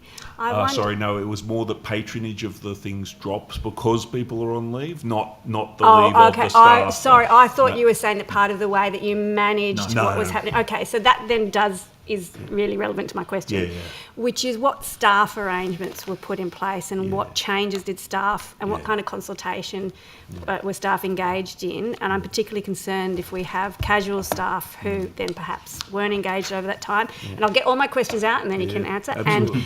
And with that, could we get a sense, and I think we might have asked before, so it might be an update of a breakdown of the contract types, so casual, temporary, permanent, both in catering but across DPS, please. Yep, of course. I think we have provided those figures in previous. Yes, I'm so if we happy could to just do an have an update. updated version of them, absolutely. So yes, in terms of the permanent staff that work in catering, all permanent staff were that work in the cafe were just redeployed to other duties within the parliamentary precinct. So no permanent staff members or ongoing temporary staff members had their employment affected. They didn't get to work in Cafe Quorum. They were sometimes working up in the Long Bell Cafe and the like. Sure, I'm just wondering about how many, because I know we also have, I'm pretty sure we have some long-term casuals, so I just wondered that's what right. impact. So where savings, there were savings that came out of it that were employee related, and that did come from the agency staff that we bring in to supplement our staffing. We didn't have as much requirement for those agency So staff. were all of the casuals affected agency staff, or were there some directly engaged casuals? So only agency staff engaged casuals were affected. So anyone we employed directly was redeployed, whether it be casual, temporary or permanent. But we did have less demand for the agency staff that come in, and so that people in those situations, there was less work in that month than there would have otherwise been. And I have one very, very quick last one, which is about, we're on level 11 today for some reason, and we have already mentioned the kitchen at the northern end. That has been saved. Yes, which has been saved. Yes. Thank you for saving it. Now that we've saved it, for those staff who have to use it, honestly, it's almost rubbish. dangerous that the microwave in there Right. is I can't imagine wanting to use it. And I just wondered who was responsible for that, and if there's any chance of, I don't know how old it is, but maybe getting replacement. Because this is for stuff, they might be able to access their members' kitchens, but they might not. But they have to use that kitchen. So in the same way that when I think it was Ms Boyd raised the question about whether we could have feminine hygiene products in the toilets, and I made a unilateral commitment that we would do that, and we have. I now make the same unilateral commitment that we will replace the microwave. Thank you so much. That's fabulous. That may be the best thing I've done since I'm here. Wins all round. It's a four. I mean, Fred Walker, $39,000. Done it. We're going to raise the door. Maybe you can donate it to Sorry. Fred Walker Memorial. Sorry. Hang on, wait, because there's time, and I promised Mr. Nabb my last You're now question. thinking that you can get stuff here. Wait, one more. No, very other quick question is, again, level 11, something is going on with those automatic, not so automatic doors going in and out. So I'm a bit worried that someday someone's What do you mean gonna something's going on? So they used to open and close quite well. Yeah. They don't anymore. It sounds So like it's a mag lock though. I think it's actually locking. They're really slow. yeah, Really? there's something that's going wrong. So if someone could have a look at that, that would be great. Well, Now we've got the microwave, we've got the doors, we're good. Yeah, got that. We'll Mr. look Nab's into it. office is available for any other alterations. Thank you. Thank you. Sparkling water Okay. dispenser would be nice. If I could just return back to the review of classifications. one of the concerns that was raised following the last round of reviews, I don't know if it was the Bent or the Edwards or both reviews, was there was an insufficient breadth of stakeholder and parliamentary engagement with respect to that process. Now, that consultation process you spoke to, President, earlier seems fairly comprehensive. Will the consultation include the PAG? Yes. Obviously, the relevant trade unions. In the event that we aren't getting that breadth of information that's necessary, will those flags be raised ahead of time so that we don't have the same issues? Yeah, look, my view is the more consultation, the better in these things. That if we're going to do this, it's got to be done properly and it's got to have the buy-in of all of the key stakeholders. Now, we're not going to be able to land in a place that I suspect is going to be the Rolls-Royce version for everybody, and everyone is not going to get, I suspect, everything that they would like in an ideal world. But everybody has to be involved in the process, and we have to ensure that all of the important views, practical views about both the experience of working within this place, as well as the policy, philosophical views about what should be happening, all need to be taken into consideration. So yes, it is my intention for that consultation, both consultation phases, to be done widely, certainly including the two groups that you've named. I am, and I suspect Mr Webb would agree, very comfortable if any member either in this committee today or who is watching or reading has views of other people who should be consulted or will ask for their feedback. Very happy to do that too. I don't see this as this is not a restrictive process, with the caveat that I made earlier that it may not be what everybody wants at the end, but certainly in terms of the consultation process, it should be broad. I don't know if you have anything further to add, Mr. Webb. Only just to say the point you made in the middle of your question, I think, is a really good one. In the past, I think a mistake that we've made is we've waited till the end of the consultation process before we've assessed how wide people actually participated in it.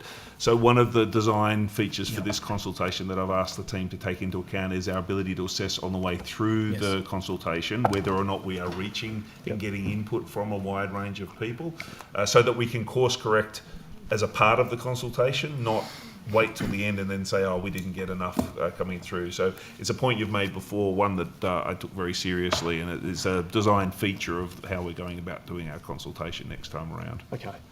I should, though, make this point about the PAG, by the way, that it is not predominantly a body set up to look into issues around the MOPS determination or things, issues of that sort. It is obviously a body that is giving advice about the culture of this place, particularly with regard to bullying and harassment and so forth. That having been said, in terms of the workplace culture, there will clearly be some crossover effects that would be appropriate for them to consider. But I guess I just wanted to make that gentle clarifying point about the PAG. But we certainly will be engaging. Sure. Now, I'm conscious of the fact you raised that once the model's sort of put together, then you'll look at a funding model in order to ostensibly execute it. Yes. I'm conscious of the fact that you can't just will up money from nowhere. Correct. And if there's a cost implication, that could be a downstream problem. The only thing that I would add to that, though, is that is only a relevant issue when you benchmark the new classifications, capabilities, position descriptions against the Public Service Commission's templates. I think the reclassification process is a worthy end in itself, because this isn't just about pay. This is about adequate recognition for MOP staff in case they want to seek alternative forms of work. Oh, they will. But it's also relevant to the extent that members do things differently, they structure their offices differently, and a new framework could possibly allow and should allow members to, I suppose, have the right capabilities, skill set, position descriptions that best suit their needs. So notwithstanding the fact that there is a funding model that will have to be attached downstream. It's about more than that. I suppose what I'm asking is, from PEG's perspective, are you decoupling the two processes such that one is an end in itself, and then we'll tackle the funding model separately once we do the benchmarking across the... Yeah, look, I do suspect that they're inherently linked. That having been said, of course, you're absolutely right. And in my initial comments about this before, I think it was before the break, in answer to your first set of questions, that was exactly the point that I was trying to make, which was that this is not fit for where we are at this stage of the 21st century. Staff members do have a range of responsibilities to fulfil a range of roles which weren't even conceived that they could possibly exist when these job descriptions were written.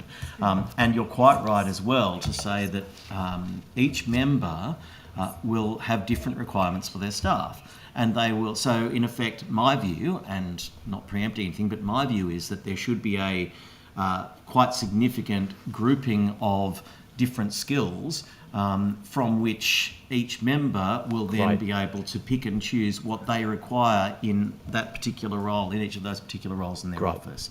And that's important in terms of addressing some of the issues that you talk about. I certainly agree with the intellectual foundation of decoupling. I think that that's right, but I do think that it is just simply not realistic to think that there won't be some flow-on effects. But the point that you make is right. This is an important end in and of itself, even without considering what the financial implications are. Great. Mr. Webb, did you want to add anything, or are you right? You're right. Yeah, I absolutely hear what you're saying. I think the decoupling process, there are industrial considerations. If we have a position description, for instance, that says this is the level of capability that was required and therefore this is the work value attached to that capability, from an industrial relations point of view, the salary should flow from that, but if we don't have the money for the salary. So if we got to the point where we did have to decouple them, we would have to think about how we articulated the former without triggering the latter. So I'm not saying it's impossible. I'm saying I suppose I'm saying I don't want the fear of benchmarking in the next phase to discourage the pace of the stage we're at now. It might be, for instance, that we looked at, rather than expressing some of that as a position description, if we were decoupling them, we might look at a different way of expressing the decoupled concepts that aren't going to trigger the benchmarking salary process, if you like, and just look at a way that we could separate those two things out. Well, I'd see it through the prism of a capability framework that members could effectively check, and that might be the kind of thing that we could do. My very strong hope and preference is that we'll be able to link all these things together so that we can get both. But if we did need to decouple them, I think that's the kind of thing we could do, is sort of provide guidance to members about how to navigate all of that without it translating to an industrial instrument that would trigger the benchmarking, etc., that would go through. So I think there are ways to do it. I just wanted to give, I guess, that context for it. So I'm not arguing against benchmarking, because I think they are grossly underpaid for what it's worth. But I am saying I just don't want one to discourage the other. The point's well made and taken. The only final point that I'd make in response is, of course, this is exactly the sort of issue that we would like to be raised in the first round of consultation as well. So the conceptual modelling of this and how it would work and so on, those sorts of things, very, very helpful in the first round. Okay, great.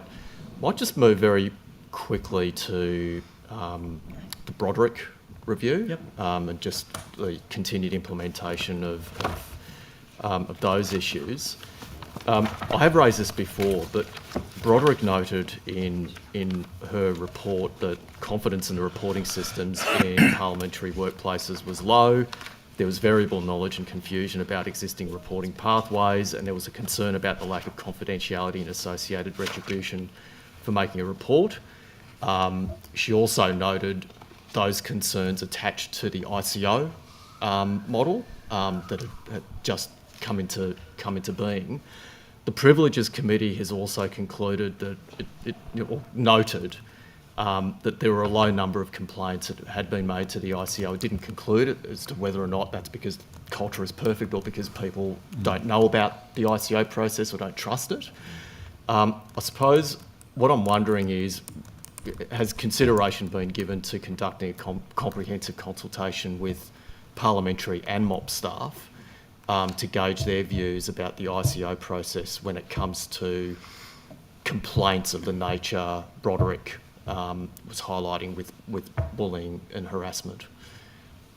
A proper deep dive as to their knowledge of the ICO process and their confidence in the ICO process. I'd say a couple of things first, that you're right to highlight the recommendations in the Broderick report. We've done a lot of work in order to address that. Obviously, the RISE training, which is now being incorporated into our day-to-day operation, was very important. We had 920 people across the parliamentary community who have completed the RISE training, which is very important. And I think all departmental leaders have completed training on trauma-informed complaints handling. That's the first point. The second point is that we have strengthened the reporting pathways about when there's allegations of harmful behaviour, and we've got a good system of providing immediate support to those who have been impacted. We now have a very clear to everybody a no wrong door policy and so on. So I can talk about this for 20 minutes, but point is that significant work has already been made. The specific question that you ask about the ICO, Stephen might have some views about where we're up to. Obviously, both privileges committees have considered the ICO position, and we're now out for the recruitment process for the next ICO. We've extended Rose Webb's term by 3 months or so while we go through that process, which is a challenging process because it's a unique set of skills and it's a unique environment in which to enact those skills. But Stephen might have some more comments to make about the specific issue you raised. So the ICO has investigated 27 matters since her appointment. As you say, Mr. Namber, the Privileges Committee sort of observed that it's potentially a low number of complaints received, but didn't come to a conclusion whether that was that there aren't many incidents or whether people don't have confidence with the framework at the moment in complaining. I mean, one of the criticisms that I have heard made is just that a lot of complaints get ruled out because they're not within the jurisdiction of the ICO, and that's really a matter for the houses to resolve if they want to broaden the number of complaints that the ICO can take. But your question about the will a survey be undertaken, that was a recommendation of the Legislative Council Privileges Committee. As Mr. President said, there is a recruitment process underway at the moment for the ICO. The current appointment has ended the term, but Rose Webb's thankfully agreed to stay on until we've completed the recruitment process. If a new appointment is made, then that would perhaps provide a good opportunity to consider implementing that recommendation. The recommendation was made to PEG, so it would be a matter to also discuss with the Speaker and the Clerk of the Assembly. Yeah, you were a bit short last time, so one. But we're sympathetic to the point that you make, and the issue that you raise. So I suppose, and again, this is no criticism of Ms. Webb. It's just the ICO is a very general role, dealing with the bullying and harassment complaints of the nature addressed by Broderick in a way that is trauma informed is quite a specialist skill. And to do so in a way that affords complainants and respondents procedural fairness, is quite resource intensive, very arduous, and a very specialised area, regardless of the perceptions of complainants.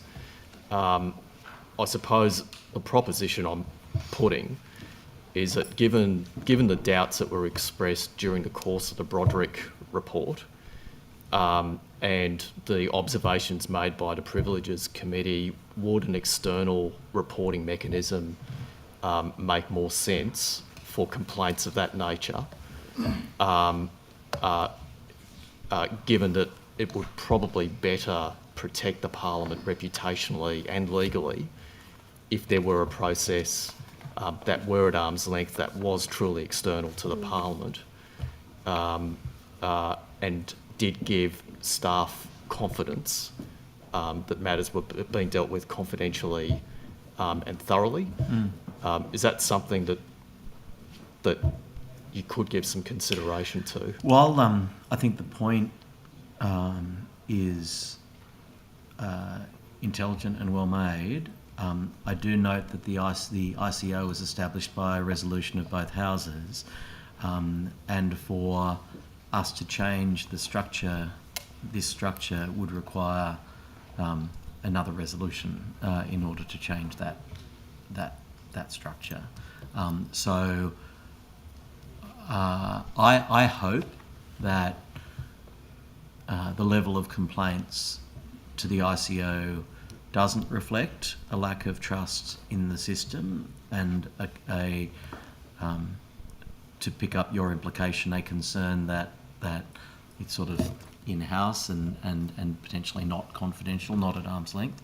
I hope that what it is an example of is a greater culture of less bullying and harassment and those sorts of issues.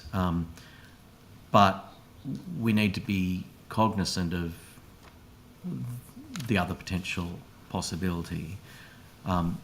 So the 2 points that I'd make, and Stephen might have more comments, are one, to reinforce my original point that this is a resolution and it needs to be changed by the Parliament.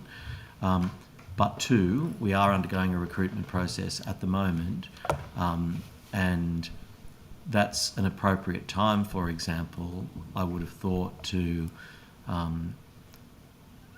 consider these sorts of issues as the process unfolds. Could I put one more proposition to you and I'll leave it? Yeah. There are, of course, several external avenues already available if it's a matter of an allegation of sexual harassment. The Anti-Discrimination Act provides a pathway for a person to pursue a complaint externally involving a member in the workplace. There's also, I guess, the person can make a public interest disclosure and have the Ombudsman pursue a matter. I guess with those sort of, and there's ICAC when it's a substantial breach of the Code of Conduct, but all of those have legislation underpinning it, and the issue would be you'd need to have something that would compel a member that was resisting cooperating with an external investigation to actually cooperate. At the moment with the ICO, the mechanism is through the Privileges Committee and ultimately the House if a member isn't cooperating with the ICO investigation. If you were having an external body to do that, you would need some power either by resolution of the House or by legislation to ensure that there was cooperation. I suppose the invisible hand of party pre-selections would assist with political parties, but yeah. No, I'll take the point. Not so invisible. No, thank you. I have another answer, if I may, Mr. Buckingham. Yes, please, to Mr. Franklin. Thank you. I'm advised that maintenance staff are on the way right now with the new microwave, and it will be there within the next hour. Thank you, maintenance staff. That's not and a new. Mr. That's not a President. new microwave. That's a second-hand. Mr. President. Not necessarily, Mr. Fang. They You've could been have whipped out to Harvey Norman. Or they've had stockpiled microwaves and they've been keeping them from you. That's it. It's one or the other. Can I put a bid in for the old microwave in my office? I'll happily take it. I'm not sure that it's fit for purpose. Anyway. It's toxic. Jerusalem. Are there any more questions from His Majesty's government? His Majesty's Government, Cameron would love that. No, I'm teasing. Any more questions from the government? No? The opposition? We're satisfied at this point, but we reserve the right to ask I'm questions. glad that you have been satiated. Thank you very much for your attendance today, Mr. President, and also to our officials. We very much appreciate it. Any questions taken on notice, of course, the Secretariat will be coming down the hall to see you. We appreciate it. Thank you very much, everyone. We will see you at the next hearing. Thank you. Can you pass on our thanks to